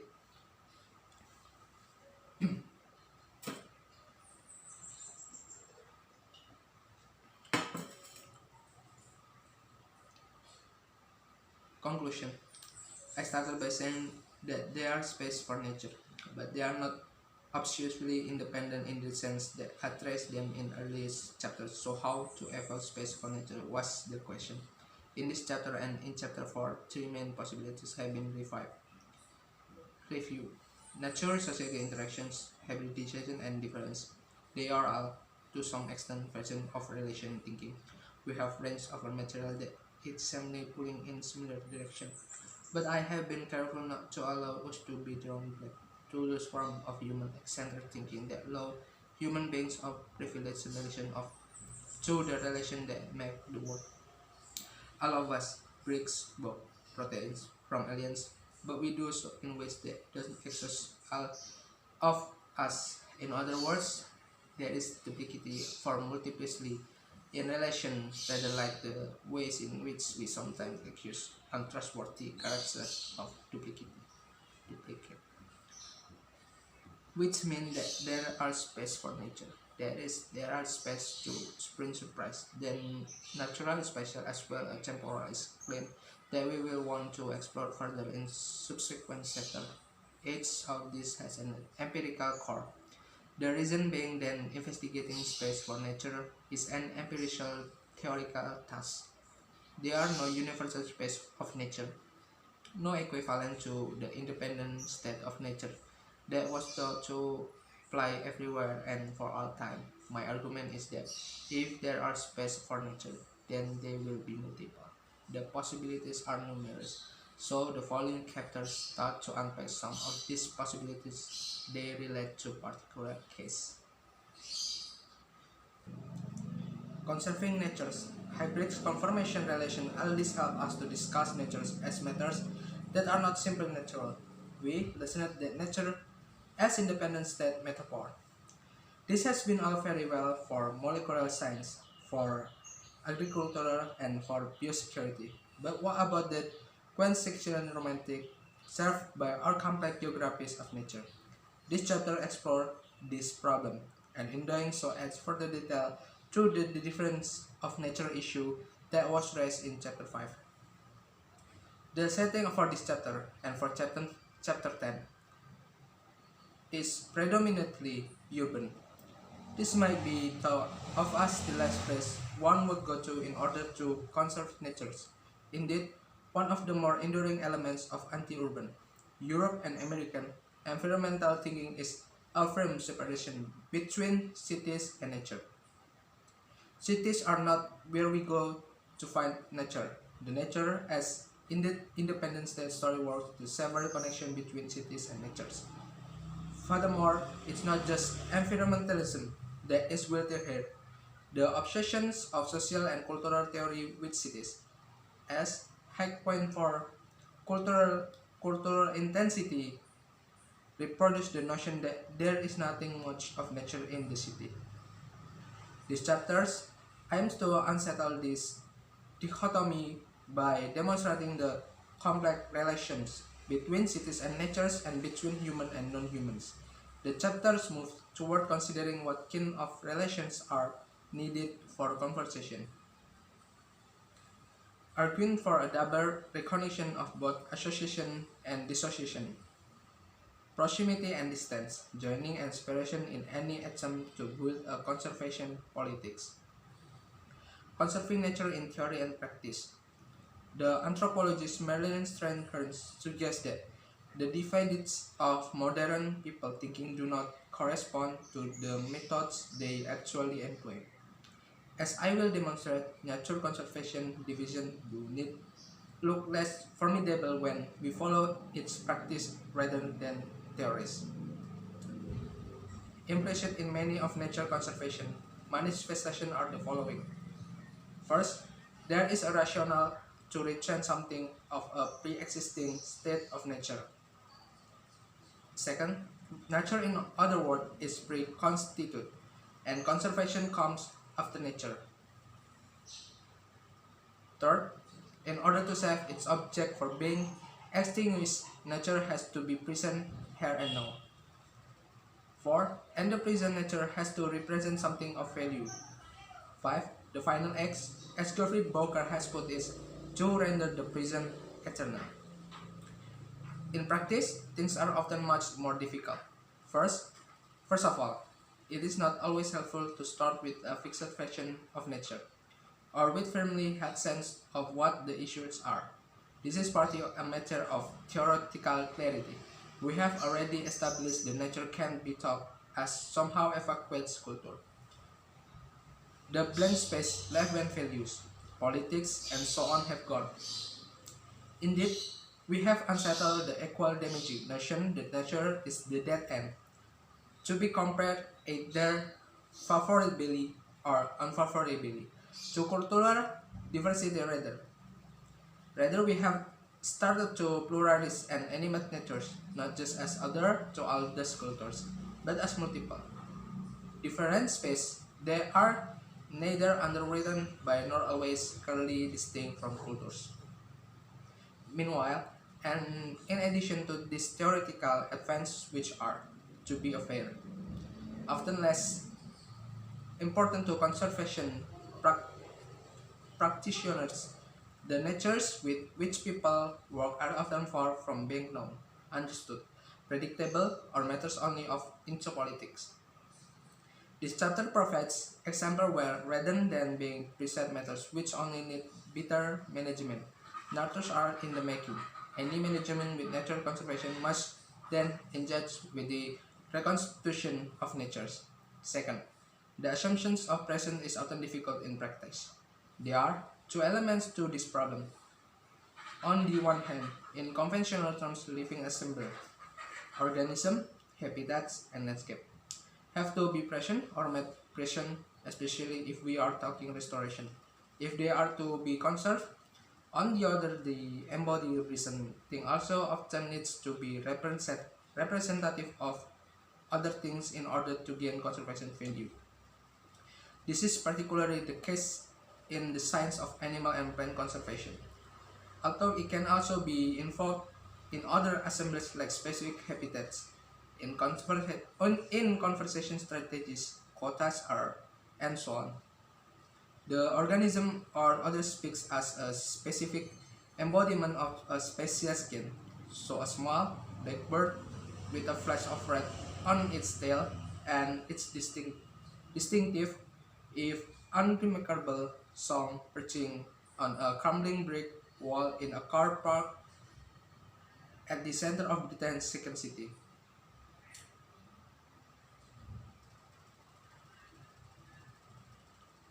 One way of comparing conservation in theory with conservation in practice is to denounce conservation practice for failing to live up to its own claim. This is one area where natural and social scientists develop similar forms of critique. The targets are familiar. Too many megafauna and too many charismatic and exotic creatures claim ecological priority. Individual species dominate programs rather than broader assemblies or ecologies. Variety is given too much attention. Stasis is favored over process. Funding skews action. There's Hollywoodization of conservation and resultant privat privatization of wildlife. While many of the issues raised are pressing concerns, it should not be assumed that the past of conservation, the real issue, pre-exists action and there be invariably. First, taking facts as the only goods for action would lead to rather outlandish outcomes. In the extreme, real conservation in the form of maximizing biodiversity potential world, assuming a molecular model of genetic change, like a big assumption, result in it really only making sense to conserve the earliest diverging lineage of bacteria. Making things present. Making things present is just that a making is not revealing and it has a history. It's not common, for example, to say that the practice of presenting is somewhat different than was the case in the past. At the time of the travel writer study of birds in London, Sarah's bird watcher, were almost obliged to shoot an errant bird in order to identify. Nobody believed a poorly sight record because it was any confidence except in the hand. This is from Fritter. Today, outside curtain felt like entomology, the taking of that specimen is a rarity and the private collector is almost extinct. So, present in some quarters at least not quite what it was, rather than a present of absence enveloped in the dead specimen. Present is produced through all manner of practice. In order to make the argument, I will look in some detail at two field examples, set in British City.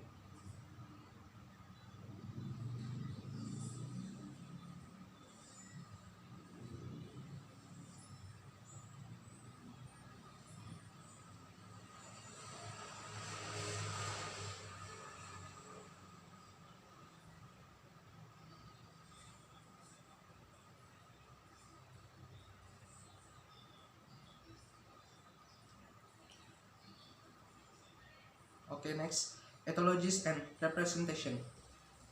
In biophilosophical thinking, ethology or the science of evolution amounts to a rejection of the notion that living organisms simply perform to an eternal script, checked only by eternal condition. Rather, the emphasis in on understanding life forms as unfolding of complex topologies of living and living matters. In other words, they are assembles, affecting and affected by their fields of becoming. This study impressed the urban ecologists are urban in more ways than they familiar with as unnatural or artificial ecologies handled by a set obstacle contrived by human technologies and human creations. Rejecting this urban fall from headed nature, the urban can be regarded an accident too, rather than always being a subtraction from ecological relation.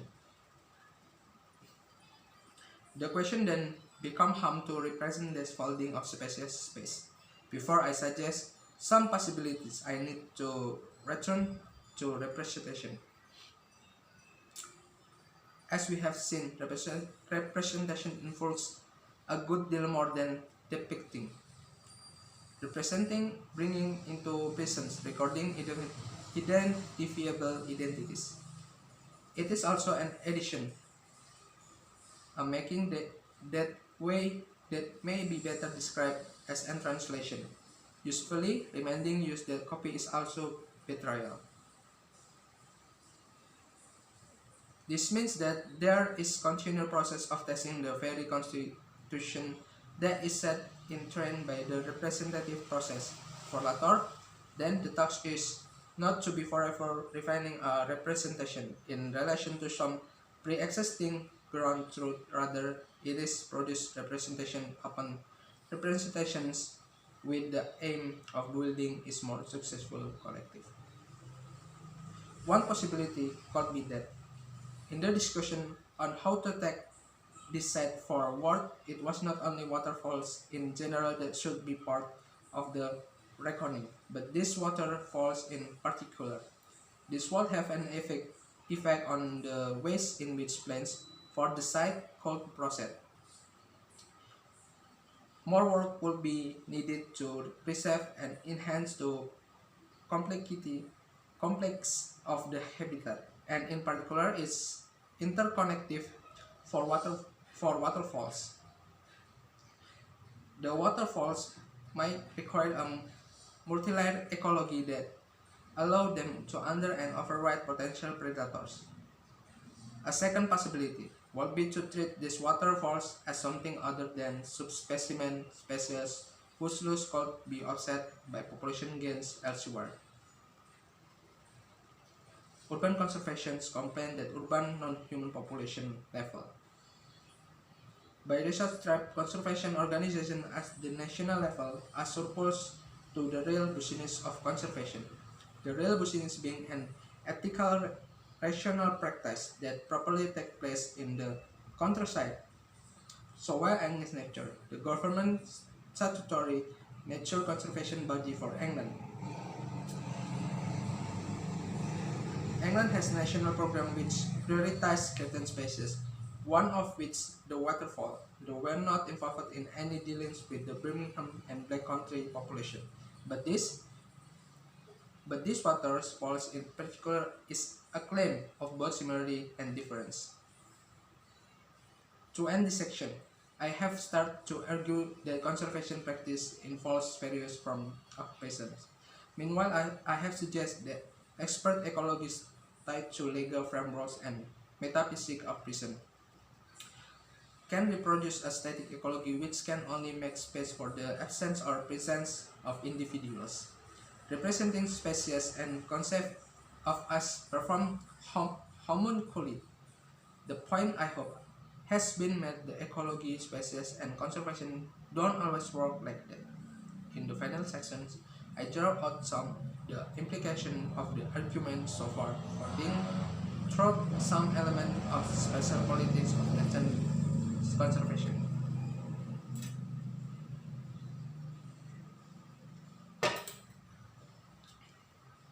A careful conservation.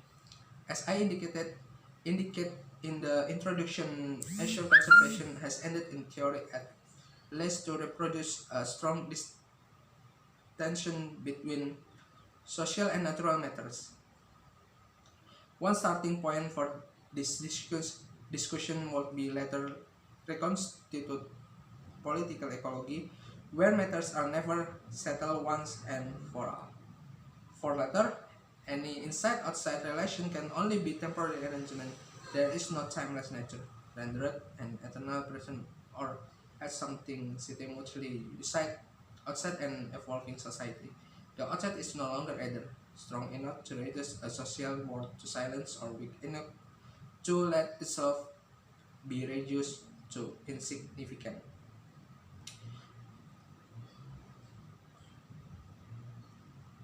Conclusion. Things do not lend themselves to a political ecological project in straightforward fashion. Association and collective are not enveloping, bringing matters into the fold, nor are they matters of binding things tightly as specimen of representation, speaking as this or that, and only that. It, it has attentiveness to difference that makes for useful, curious and surprising relations, and for a collective that can stay on learning curve. I have argued that natures, or that fact with which conservations work, are often unfinished matters. They guide action, but they do not determine outcomes. Meanwhile, making things present is also a highly contested issue. Taking these two insights together suggests that conservation is not a matter of sheltering or rendering the present eternal. Sheltering can, in this sense, be a form of smothering, and in being insensitive to difference, is a form incuriosity and therefore cruelty. Similarly, fixing the coordinate of other spaces amount to another kind of insensitivity, and is potentially as destructive as noticing. Insensitivity, insensitivity the difference of non-human inhabitants can take many forms. It can range from failure to recognize their mappings and likely presence, to a failure to attend to the difference within and between species. Concern and care involve attention to details of the lives of others, to understanding that those details matter, even if and especially when why they matter is an open question. The option for conservation science are no. On the one hand, more difficult than they might once have been. On the other hand, they are also more interesting, for the facts of the matter are no longer imagined to be on the table prior to practice. The fact of the matter allures to feeling, to consideration of the adequacy of our experience to things that matter. The question for conservation can simply be about present. The gathering up of all that matters once and for all, and then devising means of rendering them eternally present. Instead of acquiring specimen for a manager of the timeless conservation practice work with nature that are being reconstituted. Their stability is not given before political ecology start its work, and any enable rather than disable further learning and another reconstitution of matter. How to translate this emerging ethos, this style of knowing, which is more making to an experimentalism than a metaphysic of nature. That is question that final two chapters. I want to move outward from conservation and outward from the case matters I have used so far to open up more questions for the kind of ethos they can travel with reconstitute space for nature.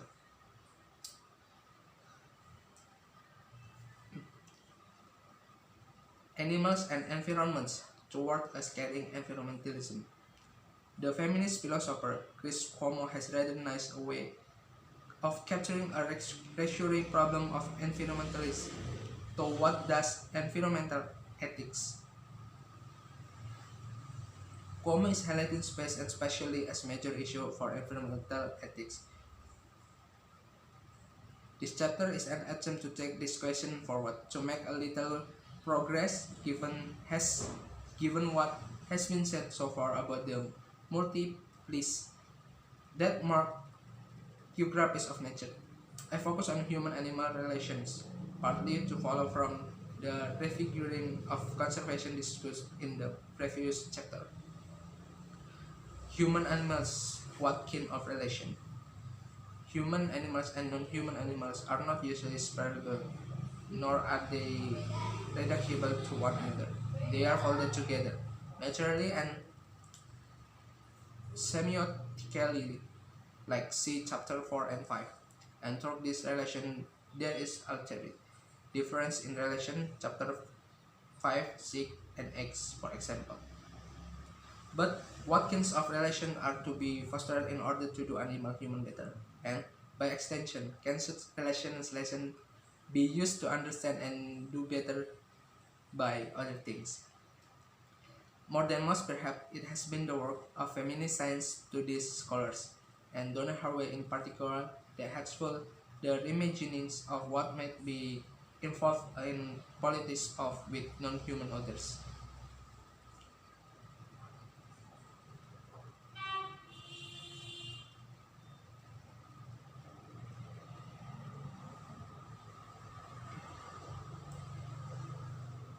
In articulating alternatives to abstract right, Haraway follows and extends the work of the late Horst doctriner and anti-race campaigner Vicky Hill. In this view, right do not pre-exist to relation of human and animal dogs and human like right against one another in this face-to-face, body-to-body. It is, in other words, through the interplay or playing off from one another the modes of action, reaction, and response.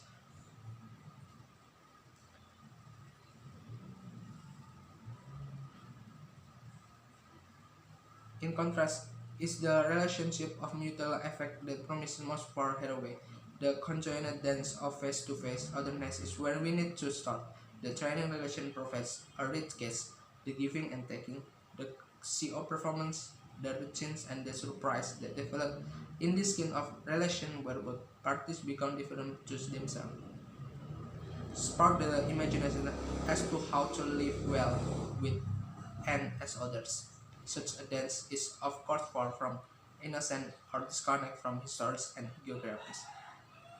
Association of various skins. So to be clear, to train and to train well is not simply a matter of only paying attention to present company. Translating the manifesto. Does this dance work in other settings?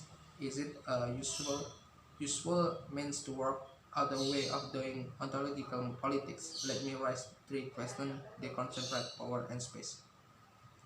First, as I have mentioned, rather than push abstract and universal animal right, Herna and Haraway attend to the promise of an ethical relation dependent upon action, exchange, and reciprocity, and yet there are doubts as to the extent to which expertise in training relations can generate animal politic or ethic. While such work seems to teach us about the complex of animal phenomenology and subjectivity, the ethical implication opened by that new knowledge appears tendency not to be severely accentuated at best. The problem for Wolff is that this schemating of an ethical relation between sea-oppression bodies in relation does little to the cartography of ethical boundaries. The second issue, the troubles a translation of companion relation to other matters concern powers. Haraway text is full positive some experience of human-animal relations.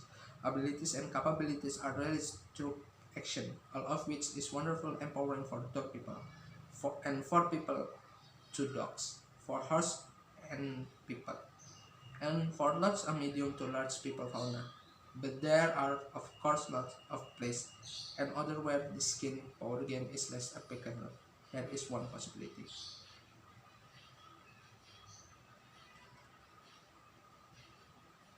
The border point for our purpose here is that any focus and right as performed in relations, as shift through a training or other relation is also necessarily a recognition that such a relationship can kiss. Their abilities and conjoined capabilities can also become inabilities. Conclusion. There are no easy answer, but it is useful to draw out 2 points that we can take forward into the final chapter. First, living with others is not simple. A call to extend rights to others, who then become part of the community, sharing similar basic features to the already constituted community of humans. To be sure, codes and rules may well be necessary, a point I will return to in the final chapter, but such formalism should not serve to conceal the difference. They are the condition for and the product of relation with others. Difference do not become less important as we learn to live together. Difference grow as we learn to get close. This is the paradox of geographies of nature. Things become more real, more objection. Second, living as other requires a form of vigilance to the difference that emerges in action. That is, we are not simple different to others, we are also different from ourselves. Another way of saying this is that matters will never be settled. Their action will be overtaken by events. The result of this ontological drift or swerve is that codes and rules are likely to become obsolete for or at least start to unravel as they are overtaken by events. So, for example, the codes that have been generated around the moral question, can they survive, start to become less and less useful once human endpoints become adopted across animal research laboratories and laboratories. We are in process, and there be different from ourselves. The result in that the politic of animal care or even the environmental communities too large and differs to even imagine will remain, in part at least, open. But cost and calculation are not matters that we can discard at will, as I have intimate, no matter how problematic that abstraction of animal rights have traveled and made enormous contribution to the task of making space for nature. So how to work out a politics of cause and effect, of formalism and delight, of similarity and difference, of proximity and distance. These questions not only refer to the making of animal politics, they speak more generally to environmentalism and to seemingly thankless text of coordinating environmental action in order that they can loosely cohere into a program or policy. The last chapter is spent on this issue, what it takes from a loosely coordinated environmental policy. 10. Environmental policy and sustainability. Previous chapters have ended to foreground opponents. I have been arguing that we need to keep open or often open up space over nature. There's an otherness, there are differences in the making that we ignore at our and their peril. From biosecurity to companion species, there is a dance or ontological choreography that discloses words that are more than human. So, such a call for openness is of course made partly and on account of the long history of close practice and thinking when it comes to nature, as a matter to time, control, eradicate, binding when it comes to nature. Secure nature has largely been left for dead. My argument in this book has been different. Space for nature are not pre-existing matter to be circled and shot up, but matters to come, things to be made. They are the fragile end point of actions, the mammals and birds, the emerge from fieldwork, the microorganisms that kill reality in laboratories and on farms, the companion species that flourish in relations, and even as endpoints, they may be more than one thing. As matters being done, they will be enacted or work in various ways, often with the result that they don't fully cohere as a singular object. Their complex multiple space emerge through complicated heterogeneous practice wherein matters variously withdraw, associate, make a difference, and demonstrate indifference. A recurring question in the book has been how to assemble all these practice, place, people, and things in ways that are progressive. In other words, how can things be coordinated in ways that don't do untold damage to the very things that are being assembled? In the terms that I want to explore in this chapter, how can a policy or program of action be formulated that is coherent enough to guide matters forward but loose enough to allow for difference? It is a question that animates the book, how to from a quality without crushing those collect, without distracting what I have called space for nature.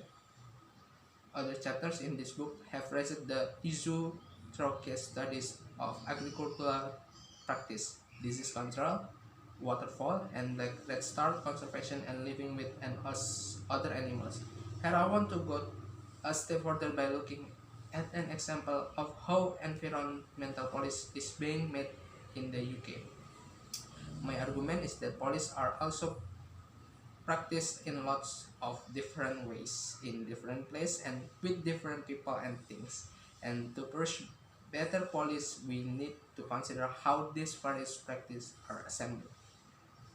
The term I use for this assembling is ecologies of action, only by working with the multiplicity of things, paying due attention to the ecologies of action that make things happen, can a police be said to be sustainable. Next is making things concrete. An action of environmental policy thinking in recent years has been to act locally. People should be doing it for themselves. It's no good imposing policy from above and hoping that everyone does as they are taught. Rather, police works by enrolling teachers in the process. The usual metaphors are em- empowerment, participation, local actions, and so on. In this line of thing, civil society is the local of our environmental action, not the state. The rationale is rolled out in a variety of settings, from economic development projects, international wildlife and resource conservation programs, to stakeholder meetings on the consequence of introducing or trialing genetically modified crops, to discussion of location for nuclear waste. In this way, and in relation to the UK urban environmental policy, the body set up to advise government on the improvement of urban green space, called the Urban Green Space Task Force.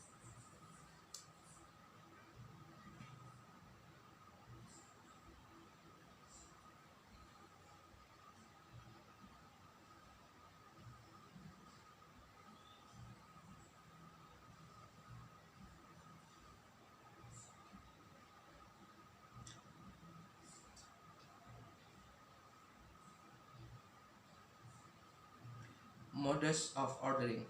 One principle of this book is that the contribute to the making of something, be, be it a microbe or a garden, is to both relate and to withdraw. It is to make a difference through and in relation the seemingly paradox, paradox claim that the more that something becomes something, the more it is entangled with others. As we have seen in previous chapters, the more activity there is from laboratories, the more there is activity from their things. In other words, the relationship is not a zero-sum game. Things makes one another. This idea has been around for a while now in science and technology studies, at least for the example is usually lateral and vulgar.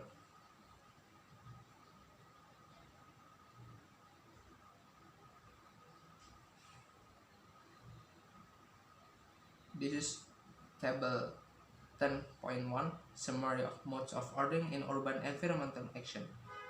The model of ordering like command, administration, record keeping, audits, forms, enterprise, playing the funding game, opportunity funding, remediation, repair, care, contingent, long-term commitments, patience, maintaining relations. Ecologies of actions. One common story in the social sense is to claim that calculation or some version of it, like rationality, eventually outcompetes or destroys other forms of life. The world becomes disaccounted as Weber among many other would have it. But within the science studies tradition, rationality and calculation are not the inexorable general logic that are marching to erase differs particular ways of being. Instead, they are effects that have to be worked at and produced. This ascents to these scholars managed to demonstrate that truth was a complex achievement, a laboratory practice. So rationality becomes, in the hands of Callan and colleagues, a matter of heterogeneous practice. Moreover, in making calculation a practice, there is room for political maneuver. Matters are not preset, but open to variation and to intervention. The extension to this argument is that once we know the calculation of particle achievement, somewhat messy and heterogeneous, and once we know that modes of ordering are themselves heterogeneous and insufficient on their own, then attention can be turned to the mixtures of activities or ecologies of action that contribute to a state of affairs. In any empirical situation, then we can ask how ecology of action can be improved. So the project is a success. CSV environment, like the funding agency, can walk away. The returns are in, and yet, as project money come to an end, there were unresolved problems like transport and water, and a strong sense that without support, the woman will find it tough to continue their activity. And of course, the return that could be disentangled, disentangled and made to stand as a measure of success could only work on account of the complex and entanglements that made them possible. Here is what is supposed to happen. All the funding agencies should be able to walk away. For the fund, for the funds, investors should have created the opportunity for self-sufficiency and sustainability. The remedial funding should have created networks, reciprocities, and association which came from research for mutual benefit. A term that is often used for the social sustainability model is social capital. The terminology is from social science and most notably from the work of sociologist Robert Putnam. This image.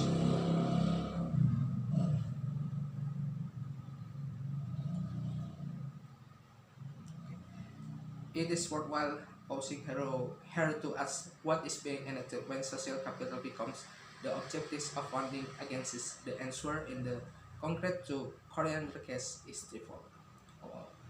One, it enacts a single. self-identical capitalist economy to which people are more or less successfully connected. Others law in social capital are by definition poorly equipped with respect to the economy. Boosting associations of this type will, it is argued, enable people to develop economically. Any failure to develop self-sufficiency is a failure of the project. There is no recognition of other kinds of economies, from CO operatives to domestic labor, which are implicated in and can interfere with a not so homogeneous capitalism.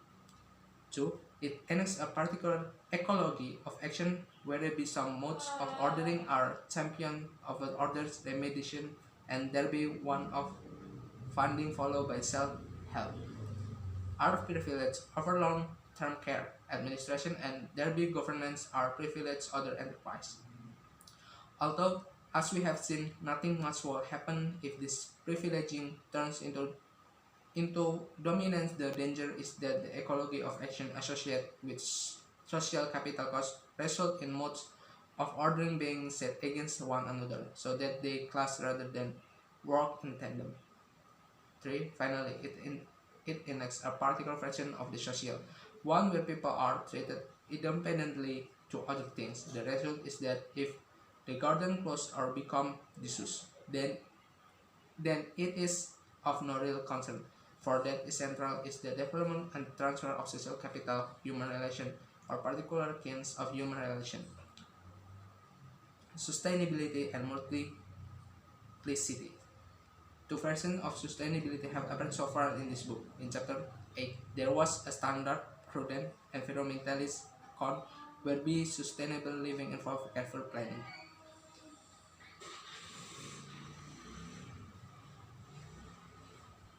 The second version of sustainability, which appeared in this chapter, is ever more suspect. Instead of fixed and independent nature, we have a sustainability of non-nature, or a sustainability where nature is but a backdrop which does not enter into the machination of human political economy. How can how can things be assembled in ways that more sustainable? The short answer is to pay attention to the ecologies of action, to the interrelation that exists within and between the multiple practice, model of ordering and materialities that go to make garden. To be sure, there is no major formula or balance to be struck. Produce both ecologies of action can only be experimental, but the salutary relation is that any attempt to assemble garden, landscape, city, policy, or other grouping will require more than one model of ordering and a sensibility that is open to those methods and practice that have been temporarily obscured by the requirements to make things happen and to generate coordinate action. Conclusion. Environmental action don't just happen, they are coordinated from made accountable and so on. One way of talking about this routine on products is to say that they are anti-ecological and that they detract from the real pursuits of making biodiversities. Afterward, activating geographies of nature. The natures, the animals, the page of this book are different. They do not obey the easy cuts of nature and society, science and politics, to which many have become accustomed. Indeed, the old debates are counterproductive on farms and food processing plants. Nuclear water, repositories and military battlefields, hospital wards and government office. The practice of making some things happen are being let down by the anti-politics of nature. Matters are closed down too quickly and with too great a degree of irrevocability, which the result that reality comes back to hunters who have declared things to be safe under control or no longer worthy of attention. It is clear. Then that this space of things they are not well served by the one-stop shop the nature offers. Next, no nature or politics without nature. Certainly, the one nature or the timeless space of nature that marks an attempt to settle disputes, to declare the truth of the matters of fact. To explain this further, the focus is no nature politics becomes only of discussing who gets to decide what should happen and how to organize the who so they can decide fairly as possible. Organizing this politics of wood takes at least two general forms, both suffering ultimate from a dualism which leave natural as problematics and anti-political residual constructing markets is one way of developing politics of wood. Even its short rush of bringing nature back in as bare fact are avoided, there are other problems with this politics of wood. One example would be the long-standing tendency to assume the issue for politics is simply one of giving voice to people with already formulated desires. Many natures until dying politics are as multinaturalism. Even if we sympathize with the project of democratizing the science and or of articulating a politics of what is a concept of naturally needed. Though nature still have a work to do, this book has started from the premise that there is a case to be made for nature. There are a number of arguments which together suggest that the process of reconstituting politics is one that can be enriched rather than impo- impoverished by nature. Let us take its intro. First, the nature that are talked about here are not starting point. They are not initial grounds for politics. Rather, if they are as that, they are the sometimes fragile, sometimes fairly robust and points of a complex of activities. Second, if natures mark the irreducible and indeterminate outcomes of activities, they can also figure in the opening up of apparently settled matters. Any closure or action or settled matters. Any constitution will create outsider matters they are not known about, or if known, matters that are considered irrelevant to the bosses of Goemon.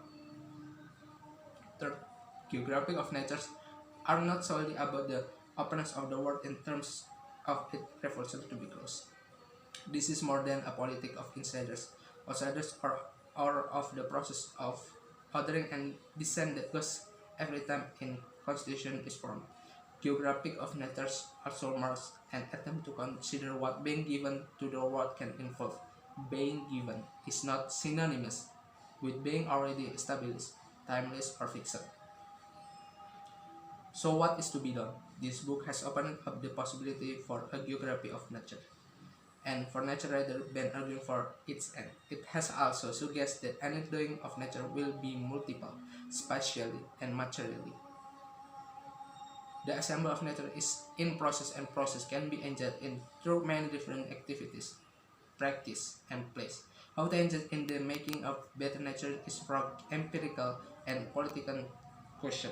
I have suggested that question is both ontological and political and requires detailed engagement in the multiple practice of nature making. If nature is done in lots of ways, place, and with lots of others, then rather than overing interpretation of nature or analytical concept, the injunction must be to join doings, to experiment, to engage in doing, to environments, to environ in different and better ways.